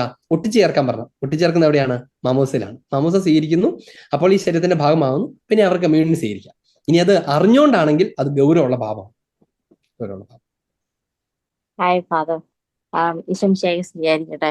ഇന്നത്തെ ഇതിനെ കുറിച്ചല്ല ഞാൻ ക്വസ്റ്റ്യൻ ചോദിക്കുന്നത്. 2-3 ക്ലാസ്സിന് മുമ്പ് അച്ഛന് ഒരിത് പറഞ്ഞായിരുന്നു, ഈ നമ്മള് ഈ അച്ഛന്മാര് ചെല്ലുന്ന ലിറ്റർജിക്കൽ പാട്ടുണ്ടല്ലോ, അത് വേറൊരാൾ ക്വസ്റ്റ്യൻ ചോദിച്ചായിരുന്നു, ഇങ്ങനെ പഠിപ്പിക്കാൻ വേണ്ടിയിട്ട് നമ്മള് ആ ഭാഗങ്ങളൊക്കെ പറയുന്നത് തെറ്റുണ്ടോന്ന്. അപ്പം എൻ്റെ ക്വസ്റ്റ്യൻ എന്ന് പറഞ്ഞാല്, ചിലര് അച്ഛന്മാരുടെ കൂടെ ചെല്ലും. അച്ഛന്മാർ ചെല്ലുമ്പം അച്ഛന്മാരുടെ ഉറക്കയല്ല, പക്ഷെ നമ്മൾ അടുത്തിരിക്കുമ്പോൾ നമുക്ക് കേൾക്കാതെ അച്ഛന്മാർ, അത് തെറ്റാണോ അതോ ഇറ്റ്സ് ഓക്കെ ആണോ? അത് ശരിയല്ല എന്നാണ് പറയുന്നത്. ശരിയല്ല എന്നാണ്. കാരണം ദാറ്റ് ഈസ് പ്രീസ്ലി പ്രയർ. മിശിഹ പിതാവിന് അർപ്പിക്കുന്ന ബലിയിൽ അവിടുത്തെ ശുശ്രൂഷ പൗരോഹിത്യം സ്വീകരിച്ചിരിക്കുന്ന കാർമ്മികൻ അർപ്പിക്കുന്നതാണ്. അപ്പൊ ഒരാൾ അതിന്റെ അർത്ഥം ഗ്രഹിക്കാൻ വേണ്ടി ഓരോ വാക്കിലൂടെയും കടന്നു പോകുന്നതിനകത്തൊരു തെറ്റുമില്ല. മനസ്സിലായോ? അപ്പൊ ചുണ്ടിങ്ങനെ അനക്കൊണ്ടോ അല്ലെങ്കിൽ അതിങ്ങനെ കഴിച്ചുകൊണ്ടോ അവിടെ ആള് അർപ്പിക്കുകയല്ല ചെയ്യുന്നത്. കാർമ്മികൻ ഇതാണ് എനിക്ക് വേണ്ടി അർപ്പിക്കുന്നത് എന്ന് അറിഞ്ഞുകൊണ്ട് അതിൽ ഫുള്ളി അവെയർ ആകാൻ വേണ്ടി ഒരു മനുഷ്യൻ ശുദ്ധ ഉദ്ദേശത്തോടെ അല്ലാതെ ഞാനും ഒരു അച്ഛനായിട്ട് ഇവിടുന്ന് ഞാനിവിടെ പ്രാർത്ഥന ചൊല്ലിക്കോളാം എന്ന് വിചാരിക്കുന്ന ദുഷ്ടോദ്ദേശത്തിലല്ല പറയണേ. നല്ല ഉദ്ദേശത്തിൽ അതിനെ കൂടുതൽ അനുഭവിക്കാൻ വേണ്ടിയും ഗ്രഹിക്കാൻ വേണ്ടിയും അതിങ്ങനെ മനസ്സിലോ അല്ല ചുണ്ടുകൊണ്ടോ ഇങ്ങനെ ചിലപ്പോൾ നമ്മളിങ്ങനെ പറഞ്ഞു നോക്കും അല്ലെ, അങ്ങനെയൊക്കെ സ്വാംശീകരിക്കാൻ ശ്രമിക്കുന്നതിന് നമ്മൾ കുറ്റമെന്ന് കരുതേണ്ടതില്ല. അങ്ങനെയല്ലാതെ അച്ഛൻ ചെല്ലുമ്പോൾ ഈ കൂട്ടത്തിൽ നിന്നോട് ഉറക്കെ ചെല്ലിക്കൊണ്ടിരിക്കുകയാണ്, അവിടെ അച്ഛൻ ചെല്ലട്ടെ ഇവിടെ ഞാനും ചെല്ലട്ടെ, ഇതിപ്പോ ചിലത് അച്ഛനും ചിലതൊന്നുമല്ല, ഞങ്ങളും ഇതിനെ കുറിച്ചുള്ള ആൾക്കാരാവുകൊണ്ട് ഞങ്ങൾക്കും ഇതൊക്കെ ചെല്ലാം എന്ന മട്ടിൽ ചെല്ലുന്ന കുറ്റകരമാണ്. കാർമ്മികർക്ക് വേണ്ടി മാത്രമുള്ള പ്രാർത്ഥനകളൊക്കെ നമ്മൾ അതിന് കൂടെ ചെല്ലേണ്ടതില്ല. അത് ശരിയല്ല എന്നാണ് പറയേണ്ടത്. പാപമൊന്നും അല്ല പറയേണ്ടത്, ശരിയല്ല എന്നാണ് പറയേണ്ടത്. അച്ഛൻ വിശ്വസിച്ചിരിക്കട്ടെ. അടുത്ത ചോദ്യം, നമ്മൾ ഈ അനുസരണത്തിന്റെ കാര്യം പറഞ്ഞല്ലോ. അപ്പൊ ഈ നമ്മൾ ഏതെങ്കിലും ഒരു സാഹചര്യത്തിൽ പൊതുയോഗങ്ങളിൽ നമ്മൾ ഇടവക വൈദികനെ എന്താ തീരുമാനത്തെ എതിർക്കുന്നത്, അത് സഭ എങ്ങനെയാണ് കാണുന്നത്?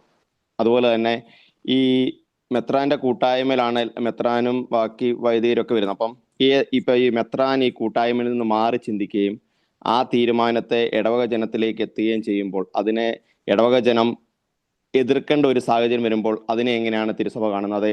ഏതെങ്കിലും സാഹചര്യത്തിൽ ഇങ്ങനെ ഒരു ആ കൂട്ടായ്മയിൽ നിന്ന് മാറി ചിന്തിക്കുന്ന ഒരാള് അനുസരിക്കണമെന്ന് നമ്മളോട് പറയുമ്പോൾ അതിനെ എതിർക്കുമ്പോൾ അത് പാപഹേതുവാകുമോ? എങ്ങനെയാണ് അതിനെ പറ്റിയെന്ന് പറയാം. ഒന്നാമത്തെ ചോദ്യം പൊതുയോഗമായിട്ട് ബന്ധപ്പെട്ടാണ്.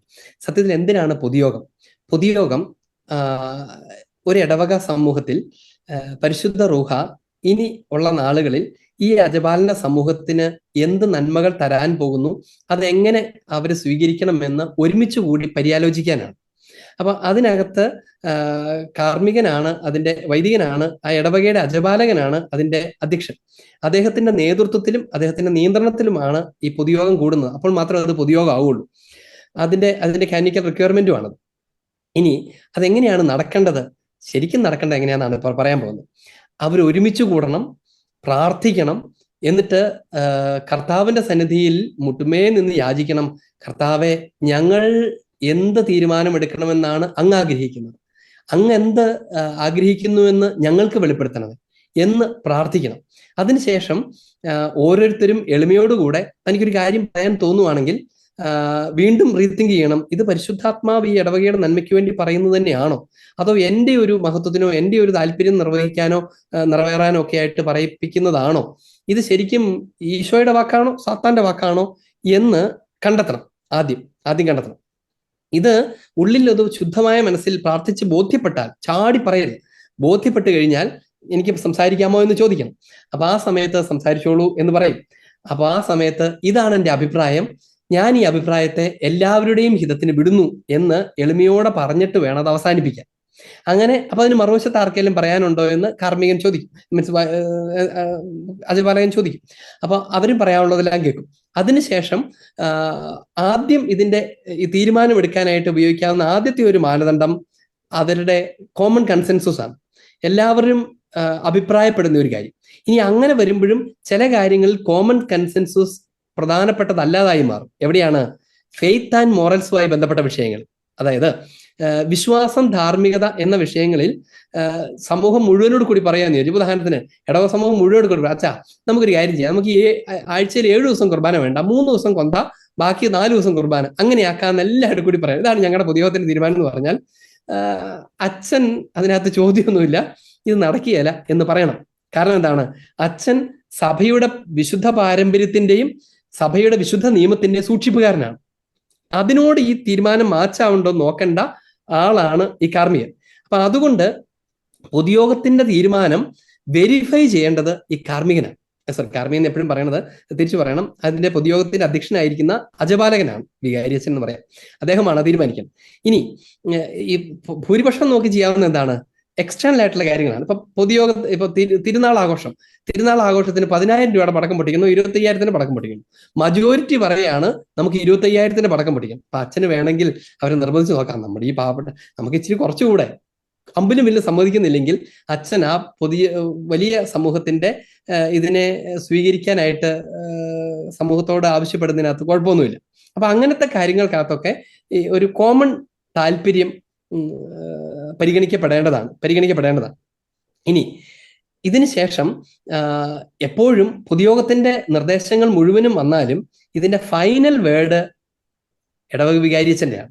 ഇനി രൂപതയിലേക്ക് വരുമ്പം വൈദിക സമൂഹം മുഴുവനും കൂടി കാര്യം പിതാവിനോട് ആവശ്യപ്പെട്ടാലും അത് വേണോ വേണ്ടയോ എന്ന് ഡിസൈഡ് ചെയ്യാനുള്ള അധികാരം അത് മെത്രാന്റെ മാത്രമാണ്. അങ്ങനെ ഒരു പരിപാടി കത്തോലിക്ക സഭയ്ക്കകത്തുണ്ട്. അപ്പൊ അതുകൊണ്ട് പൊതുയോഗം മുഴുവൻ ഒരു കാര്യം ആവശ്യപ്പെട്ടാലും വൈദികന് വേണമെങ്കിൽ അതിന് വിരുദ്ധമായ ഒരു നിലപാട് കാര്യമായ കാരണമുണ്ടെങ്കിൽ എടുക്കാം. എന്നിട്ട് ഇങ്ങനെ പറ്റത്തില്ല എന്ന് വൈദികന് പറയാം. അങ്ങനെ പറയുന്ന ഒരു സാഹചര്യത്തിൽ എന്താണ് ചെയ്യാവുന്നത് സമൂഹത്തിന്? അഭിനന്ദ പിതാവിന്റെ അടുത്ത് ഞങ്ങളുടെ എല്ലാ ആഗ്രഹവും ഇതാണ്, എന്നാൽ അച്ഛൻ മാത്രം തിരിച്ചു പറയുന്നു, പിതാവെ ഇതിൽ ഏതാണ് വേണ്ടത് എന്ന പിതാവിന്റെ ഡിസിഷന് ഒരു അപ്പീല് പോകുന്ന പോലെ പിതാവിനെ കണ്ട് സംസാരിക്കാം. അപ്പൊ പിതാവ് രണ്ടുകൂടെ പഠിച്ചിട്ട് അച്ഛനെയും കേട്ട് ഇതും കേട്ട ശേഷം പിതാവ് പറയും. അപ്പൊ അതായിരിക്കും ആ പൊതുയോഗത്തിന്റെ ഫൈനൽ തീരുമാനം. ഇതാണ് അതിന്റെ ഒരു ക്രമം. അപ്പൊ അതുകൊണ്ട് അതിനെതിരെ ഒരാൾ നിൽക്കുവാണെങ്കിൽ എന്ത് സംഭവിക്കും? അത് ഈ കമ്മ്യൂണിയന്റെ ബില്ലിനെതിരായിട്ടാണ് നിൽക്കുക.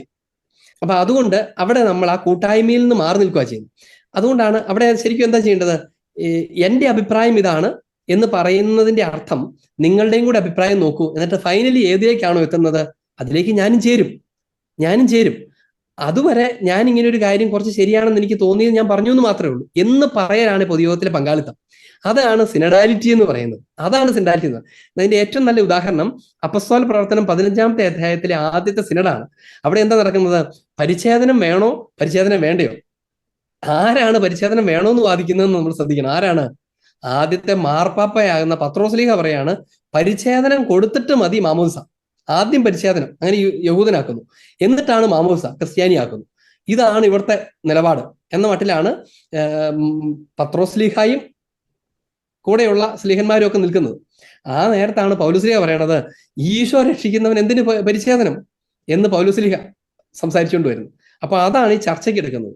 ശരിക്കും നമ്മളൊന്ന് ആലോചിച്ച് നോക്കിയേ, പൗലോസ്ലീഹ ഈ 12 അപ്പസ്തോലന്മാരുടെ ഒപ്പത്തിന് നിൽക്കുന്ന മാർപ്പാപ്പയുടെ കൂടെ നിൽക്കുന്ന ആളൊന്നും അല്ലല്ലോ അന്നേരം. പക്ഷേ മാർപ്പാപ്പ എടുക്കുന്ന തീരുമാനം എന്താണെന്ന് ആലോചിച്ചേ. മാർപ്പാപ്പ പറയാണ് ശരി, കുറച്ചുകൂടെ ശരി പൗലോസ്ലീഹ പറയണതാണെന്ന് മനസ്സിലാകുന്നു. അതുകൊണ്ട് ഈ സഭയിൽ, എൻ്റെ ഈ സഭയിൽ, ഞാൻ മാർപ്പാപ്പയായിരിക്കുന്ന ഈ സഭയിൽ ഇനി മുതൽ പൗലോസ് പറഞ്ഞ ഭാഗമാണ് ശരി. അതുകൊണ്ട് പൗലോസ് പറഞ്ഞതുപോലെ ഇനി നമുക്ക് പരിച്ഛേദനം ആവശ്യമല്ല എന്ന് പറയാണ്. ആര്? മാർപ്പാപ്പ പറയാണ്. മാർപ്പാപ്പയ്ക്ക് അങ്ങനെ ചെയ്യാമെങ്കിൽ നമുക്കൊരു പൊതുയോഗത്തിൽ അങ്ങനെ ചെയ്തുകൂടെ? എന്റെ ഞാൻ പിടിച്ച മുയലിന്റെ 3 കൊമ്പും ഇങ്ങനെ നിൽക്കുമെന്ന് പറയേണ്ട കാര്യമില്ലല്ലോ. നമുക്ക് വിട്ടുകൊടുക്കാൻ പറ്റും.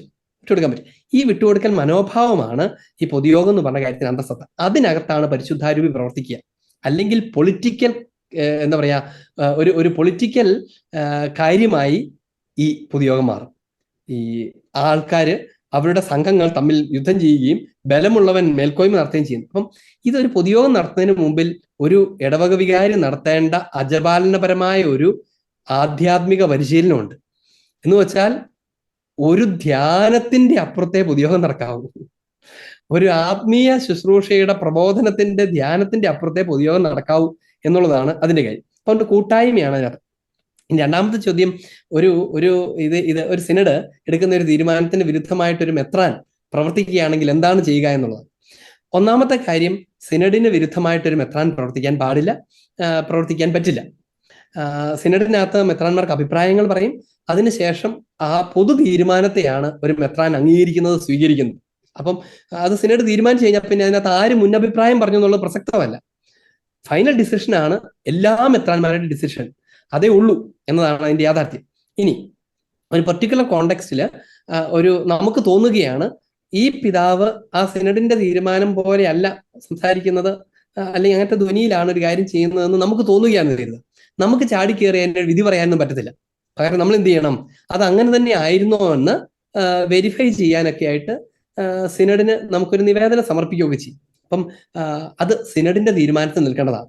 നമുക്കതിന്റെ മേൽ അങ്ങനെയല്ല ഞങ്ങളത് തീർക്കും എന്ന് പറയാൻ അധികാരമൊന്നുമില്ല. കാരണം അദ്ദേഹം ഒരു മേൽപ്പെട്ട ശുശ്രൂഷകനാണ്, അദ്ദേഹത്തിന് മെത്രാൻ പട്ടമുണ്ട്, അദ്ദേഹത്തിന്റെ ശുശ്രൂഷ ഒപ്പം അദ്ദേഹം നിർവഹിക്കേണ്ടത് ഈ കൂട്ടായ്മയോട് കൂടിയാണ്. അപ്പൊ അദ്ദേഹം ഉള്ളുകൊണ്ടും തന്റെ തീരുമാനം കൊണ്ടും എന്തുമാത്രം കൂട്ടായ്മയിൽ ഉണ്ട് എന്ന് തീരുമാനിക്കാനുള്ള സ്വാതന്ത്ര്യവും അദ്ദേഹത്തിനുണ്ട്, ഒപ്പം സിനഡിനുമുണ്ട്. അപ്പൊ അത് നമ്മുടെ എന്താ പറയാ, നമ്മുടെ കപ്പാസിറ്റിയിലുള്ളതല്ല.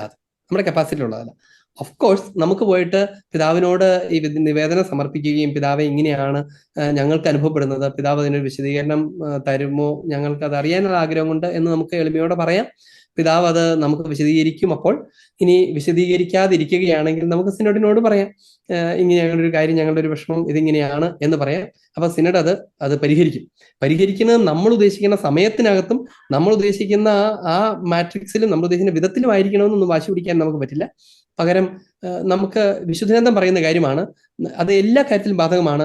നിന്റെ സഹോദരൻ തെറ്റ് ചെയ്താൽ ആദ്യം അവനോട് പറയുക, ചെയ്യുന്നില്ലെങ്കിൽ സാക്ഷികളുമായി ചേർന്ന് പറയുക, ഇല്ലെങ്കിൽ എന്നിട്ടും നടക്കുന്നില്ലെങ്കിൽ സഭയോട് പറയുക. സഭ അത് ചെയ്യും, സഭയാണ് ചെയ്യുന്നത്. പിന്നെ നമ്മുടെ കയ്യിൽ നിന്ന് വിട്ടു. അതോടുകൂടെ നമ്മുടെ ധാർമ്മികമായ ഉത്തരവാദിത്വം തീർന്നു. എപ്പോഴും നമ്മൾ ഓർക്കണം, സഭാ ശുശ്രൂഷ അതെപ്പോഴും നമ്മൾ സ്വീകരിക്കുന്നതാണ്. അപ്പൊ ഇങ്ങനെ സാരമായ ഒരു കാര്യം വന്നാൽ സഭ അതിനെ ഒത്തിരി മേഖലകളിലൂടെയാണ് ഇത് വെരിഫൈ ചെയ്യുന്നത്. നമുക്ക് പെട്ടെന്ന് ചിന്തിക്കാൻ തോന്നുന്ന പോലെ ഒറ്റ വാക്കിൽ അത് തെറ്റാ എന്നാ പുറത്ത് എന്ന് എങ്ങനെയല്ല. അതിന് ഒത്തിരി കാര്യങ്ങളുണ്ട്. അതിനകത്ത് എക്സ്റ്റേണൽ ഫോറം ഉണ്ട്, ഇന്റേണൽ ഫോറം ഉണ്ട്. ഇത് രണ്ടും പരിശോധിക്കപ്പെടേണ്ട കാര്യങ്ങളൊക്കെ ഉണ്ട്. അപ്പൊ അതൊന്നും അത്ര എളുപ്പത്തിൽ ഒറ്റ വാക്കുകൊണ്ടൊന്നും ജഡ്ജ് ചെയ്യാവുന്ന കാര്യമല്ല. ആഫ്റ്റർ ഓൾ നമ്മളൊരു കാര്യം മാത്രം ഓർത്താൽ മതി, അതിലെ സിനഡിലെ ഓരോ മെമ്പറും ഓരോ അഭിനന്ദ പിതാക്കന്മാരും അവര് അഭിഷിക്തരാണ്. അവർ പരിശുദ്ധാത്മാവിന്റെ പൂർണ്ണത സ്വീകരിച്ചിരിക്കുന്നവരാണ്. അവർക്ക് അവരുടെ പരിമിതികളൊക്കെ ഉണ്ട്, മാനുഷികമായ പരിമിതികളൊക്കെ ഉണ്ട്. പക്ഷെ അതിനപ്പുറത്ത് പരിശുദ്ധാരൂപി അവരെ നയിച്ചുകൊണ്ടിരിക്കുന്നുണ്ട്. അപ്പം അത് നമ്മൾ മാനിക്കണം. അതിനകത്ത് എന്തെങ്കിലും ആ നയിക്കലിനെ അവര് ബോധപൂർവം ഒരാൾ വയലേറ്റ് ചെയ്യുകയോ നിഷേധിക്കുകയോ ഒക്കെ ചെയ്താൽ അത് നോക്കേണ്ടതും തിരുസഭ തന്നെയാണ്. അതിനുള്ള സംവിധാനങ്ങളൊക്കെ ഉണ്ട് എന്നാണ് നമുക്ക് അതിനെക്കുറിച്ച് ഇപ്പൊ പറയേണ്ടത്. അച്ഛാ സ്തുതിയായിരിക്കട്ടെ. അച്ഛാ, ആദ്യമേ തന്നെ ഞാൻ ഈ പ്രവാചക ശക്തത്തിനും അരുണച്ചനും ഒത്തിരി നന്ദി പറയാൻ ആഗ്രഹിക്കും. ഇങ്ങനെ ഒരു അവസരം ഞങ്ങൾക്ക് ഒരുക്കി തന്നതിന്, ദൈവീക രഹസ്യങ്ങളും കുദാശകളെ കുറിച്ചും എല്ലാം. പിന്നെ ആരാധനാക്രമത്തെ കുറിച്ച് പറയുന്നതുകൊണ്ട് ഒരു കാര്യം അച്ഛനോട് ഞാൻ പറയാനായിട്ട് സന്തോഷത്തോടെ പറയാൻ ആഗ്രഹിക്കുകയാണ്. ഈ കഴിഞ്ഞ 2025 വർഷം ഒറ്റ ദിവസം പോലും പരിശുദ്ധ കുർബാന മുടക്കാനായിട്ട് സാധിച്ചില്ല. എല്ലാ വർഷവും എല്ലാ ദിവസവും വരാൻ വലിയ സന്തോഷമുണ്ട് പറയുന്നതിൽ.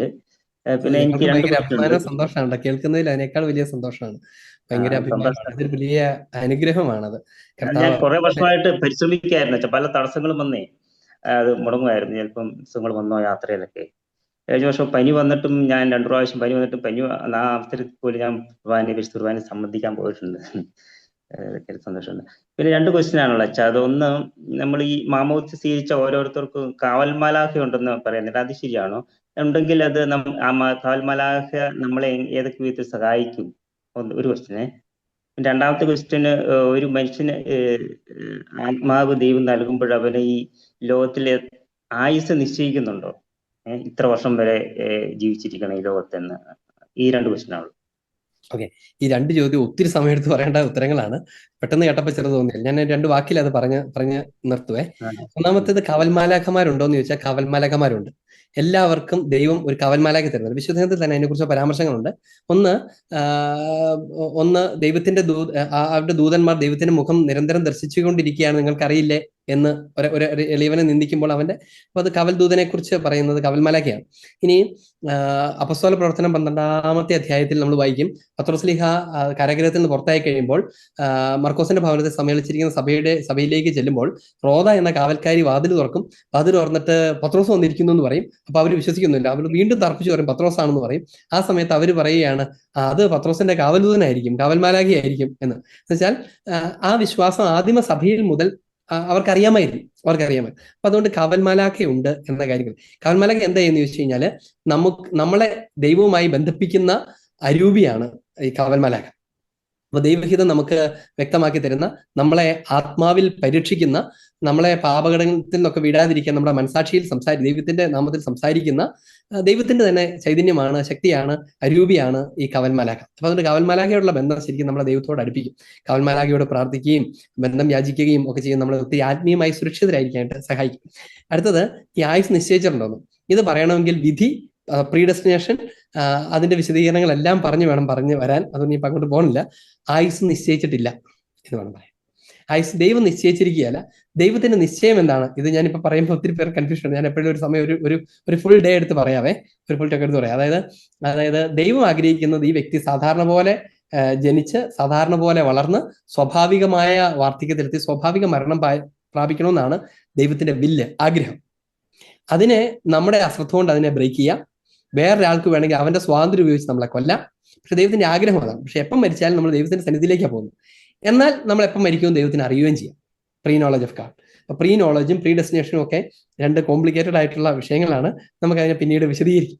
അപ്പൊ ഇപ്പൊ ഇത്ര മാത്രമാണ് ദൈവം അവന്റെ ആയുസ് നീ 4 വർഷം ജീവിക്കുള്ളൂ എന്ന് നിശ്ചയിച്ചൊന്നുമല്ല ദൈവം നമ്മളെ വിടുന്നത്. പരിശുദ്ധ കുർബാനയെ കുറിച്ച് നമ്മളിപ്പോ ഇങ്ങനെ 2 വർഷം പറഞ്ഞുകൊണ്ട് ഞാൻ പെട്ടെന്നൊരു കാര്യം ഓർത്ത് നിങ്ങളെ ഓർപ്പിക്കാൻ വെച്ചത്, ഇതൊരു പുതിയ പുസ്തകമാണ്. അച്ഛന് വേറൊരു പണിയില്ലാതെ വെറുതെ എല്ലാ ദിവസവും പുസ്തകം എഴുതിക്കൊണ്ടിരിക്കുക നിങ്ങൾക്ക് തോന്നുമായിരിക്കും. ഇത് പരിശുദ്ധ കുർബാനയെ കുറിച്ചുള്ള ഒരു പുസ്തകമാണ്. യൂക്രിസ്റ്റ് ദ സാക്രമെന്റൽ ആക്ച്വലൈസേഷൻ എന്നാണ് അതിന്റെ പേര്. കൗദാശിക യാഥാർത്ഥീകരണം. നമുക്ക് പലപ്പോഴും നമുക്ക് കിട്ടാറുള്ള കുർബാനയെ കുറിച്ചുള്ള പുസ്തകങ്ങൾ പലതും ചിലപ്പോഴൊക്കെ കൂടുതൽ അതിന്റെ എത്തിക്കൽ സൈഡിനെ കുറിച്ചൊക്കെ പറയുന്നതാണ്. എന്ന് പറഞ്ഞാൽ കുർബാന അതിന്റെ എന്താ പറയാ ധാർമ്മിക വശങ്ങൾ അതൊക്കെ അതിന്റെ പ്രധാനപ്പെട്ടതാണ്. അതിന്റെ സാമൂഹിക വശങ്ങൾ ഇതിനെക്കുറിച്ചൊക്കെയാണ് കൂടുതൽ പറയുന്നത്. അപ്പം ശരിക്കും അതിന്റെ കൗദാശികമായി എങ്ങനെയാണ് how Christ the mystery of Christ is realised in Eucharist, അതിനെക്കുറിച്ച് ഇംഗ്ലീഷാണ് കുറിച്ച് പറയുന്ന ഒരു ചെറിയ പുസ്തകമാണിത്. ഒരു ഇച്ചിരി ഡോക്ടറൽ ബാക്ക്ഗ്രൗണ്ടിലാണ് ഈ കുഞ്ഞു പുസ്തകം. നിങ്ങൾക്ക് ആരെങ്കിലും ഒക്കെ താല്പര്യം ഉണ്ടെങ്കിൽ ഇത് മറ്റേ കാർമൽ ബുക്സുകാരാണ് ഇത് പബ്ലിഷ് ചെയ്യുകയൊക്കെ ചെയ്യുന്നത്. എൻ്റെ ഒരു കുറച്ച് പുസ്തകം എനിക്ക് അയച്ചു തന്നിട്ടുണ്ട്. ബാക്കി അവിടെ നിന്ന് നിങ്ങൾക്ക് ആർക്കെങ്കിലും മേടിക്കുകയോ വായിക്കുകയോ ഒക്കെ ചെയ്യുന്നതാണ്. വിശുദ്ധ കുർബാനയെ കുറിച്ച്, ആരാധനാക്രമത്തെ കുറിച്ചാണ്. ഇതിനകത്ത് കുറെ കാര്യങ്ങൾ നമ്മളിപ്പം പറഞ്ഞുകൊണ്ടിരിക്കുന്ന പോലത്തെ കാര്യങ്ങളും അതിനകത്തുണ്ട്. എന്തുകൊണ്ടാണ് ഇങ്ങനെ കാര്യങ്ങളുള്ളത്, നമ്മൾ ചിലപ്പോഴൊക്കെ നമുക്ക് ചില ചോദ്യങ്ങളൊക്കെ ഉണ്ടല്ലോ. അപ്പൊ അതിനെക്കുറിച്ചൊക്കെ നിങ്ങൾക്ക് വായിക്കാൻ ആഗ്രഹം ഉണ്ടെങ്കിൽ നിങ്ങൾക്ക് ഇത് വായിക്കുകയോ ആർക്കെങ്കിലും മേടിച്ചു കൊടുക്കുകയൊക്കെ ചെയ്യുന്നതിന് കുഴപ്പമില്ല. മടക്കിയേറി പറഞ്ഞതേ. താങ്ക് യു അച്ഛാ. അച്ഛൻ എഴുതിയിരിക്കുന്ന നിരവധി പുസ്തകങ്ങളുണ്ട്. വേണ്ട മേടിക്കാൻ താല്പര്യമുള്ളവരെ കാർമൽ ബുക്സിന്റെ നമ്പറോ അഡ്രസ്സോ മറ്റു ഡീറ്റെയിൽസ് ഒക്കെ വേണമെങ്കിൽ പ്രവാചകത്വത്തിന്റെ മീൻസ് ആർക്കെങ്കിലും മെസ്സേജ് അയച്ചാൽ മതിയോ, ഡീറ്റെയിൽസ് എല്ലാം ഷെയർ ചെയ്ത് തരുന്നതായിരിക്കും. അച്ഛൻ ഞാൻ ചോദിക്കണത്, ഇന്നത്തെ സാഹചര്യത്തിലേ ഈ അനുസരണം ഇല്ലാത്ത അനുസരണക്കേട് കാണിച്ചുകൊണ്ട് കുർബാന അർപ്പിക്കുന്ന വൈദികരുടെ കുർബാന അറ്റൻഡ് ചെയ്യുന്ന അതേ രൂപത്തിലുള്ള ആൾക്കാരുടെയും, ഇപ്പൊ ഞാൻ മലങ്കര റേറ്റിലുള്ളതാണ്. അപ്പൊ ഞാൻ അതിൽ അറ്റൻഡ് ചെയ്താൽ എനിക്കതിന് ഈ പറഞ്ഞ പങ്കുകാരനാകും. നമ്മൾ ഓർക്കേണ്ട കാര്യം, ഇപ്പൊ ഒരു വൈദികൻ നിയമാനുസൃതമല്ലാത്ത വിധത്തിൽ ബലി അർപ്പിക്കുകയാണെന്ന് വിചാരിച്ചു. ആ ഇടവക സമൂഹം അതിനകത്ത് കുറ്റക്കാരല്ല. എന്നാൽ അതേസമയം ആ അനുസരണക്കേട് ഏറ്റെടുത്തുകൊണ്ടാണ് അവരും പങ്കെടുക്കുന്നതെങ്കിൽ അവർക്ക് അതിന്റെ ഫലങ്ങളുണ്ട്. അതേസമയം നമുക്ക് വേറൊരു മാർഗമില്ല.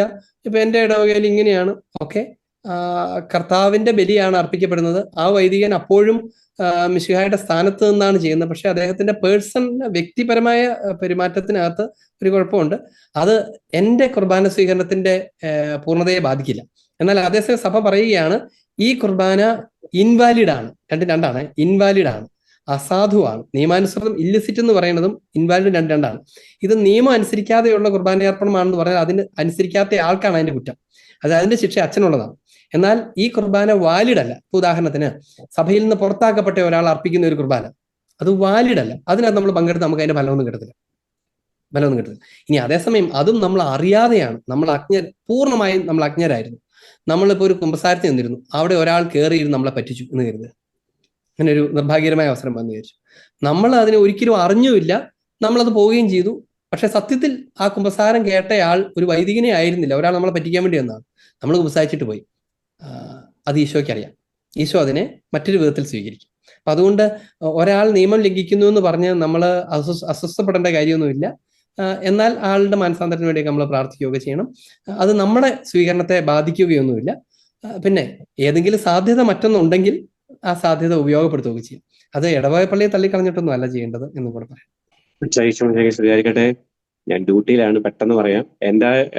എനിക്ക് 2 ക്വസ്റ്റ്യൻ ഉണ്ടായിരുന്നു. അതിലൊരു ക്വസ്റ്റ്യൻ ഇപ്പൊ അച്ഛൻ ആൻസർ ചെയ്തു. അപ്പൊ താങ്ക് യു സോ മച്ച് ആ ഒരു ഇൻവാലിഡ് മാത്തിനെ കുറിച്ച് പറഞ്ഞത്. പിന്നെ നമുക്ക് രണ്ടാമത്തെ ക്വസ്റ്റ്യൻ എന്ന് പറയുന്നത്, എന്തുകൊണ്ടാണ് ഈ ഒരു പ്രൊട്ടസ്റ്റന്റ് വിപ്ലവത്തിനെ നമ്മൾ പ്രൊട്ടസ്റ്റന്റ് റിഫോർമേഷൻ എന്ന് വിളിക്കുന്നത്? കാരണം ഞാൻ പല സ്ഥലത്ത് ഞാൻ വായിക്കുമ്പോഴെല്ലാം ഈ ഒരു വേർഡാണ്. അപ്പം അത് കാരണം അത് അനുസരണക്കേടായിട്ടല്ല. എനിക്ക് പ്രൊട്ടസ്റ്റന്റ് റിഫോർമേഷൻ ഉപയോഗിക്കുന്ന പ്രൊട്ടസ്റ്റന്റുകാർ തന്നെയാണ്. പിന്നെ സെക്കുലർ വേൾഡുമാണ്. അതൊരു റിഫോർമേഷൻ അല്ല, അതൊരു റെവല്യൂഷനാണ്. അതുകൊണ്ട് നമ്മൾ ഇനിയെങ്കിലും അതിങ്ങനെ പറയുന്നത് നല്ലതാണ്, എല്ലാവരോടും പറയണം. നമ്മൾ ഈ ഹിസ്റ്ററി ബുക്സിനകത്തൊക്കെ പ്രൊട്ടസ്റ്റന്റ് റിഫോർമേഷൻ എന്ന് എഴുതുവേ.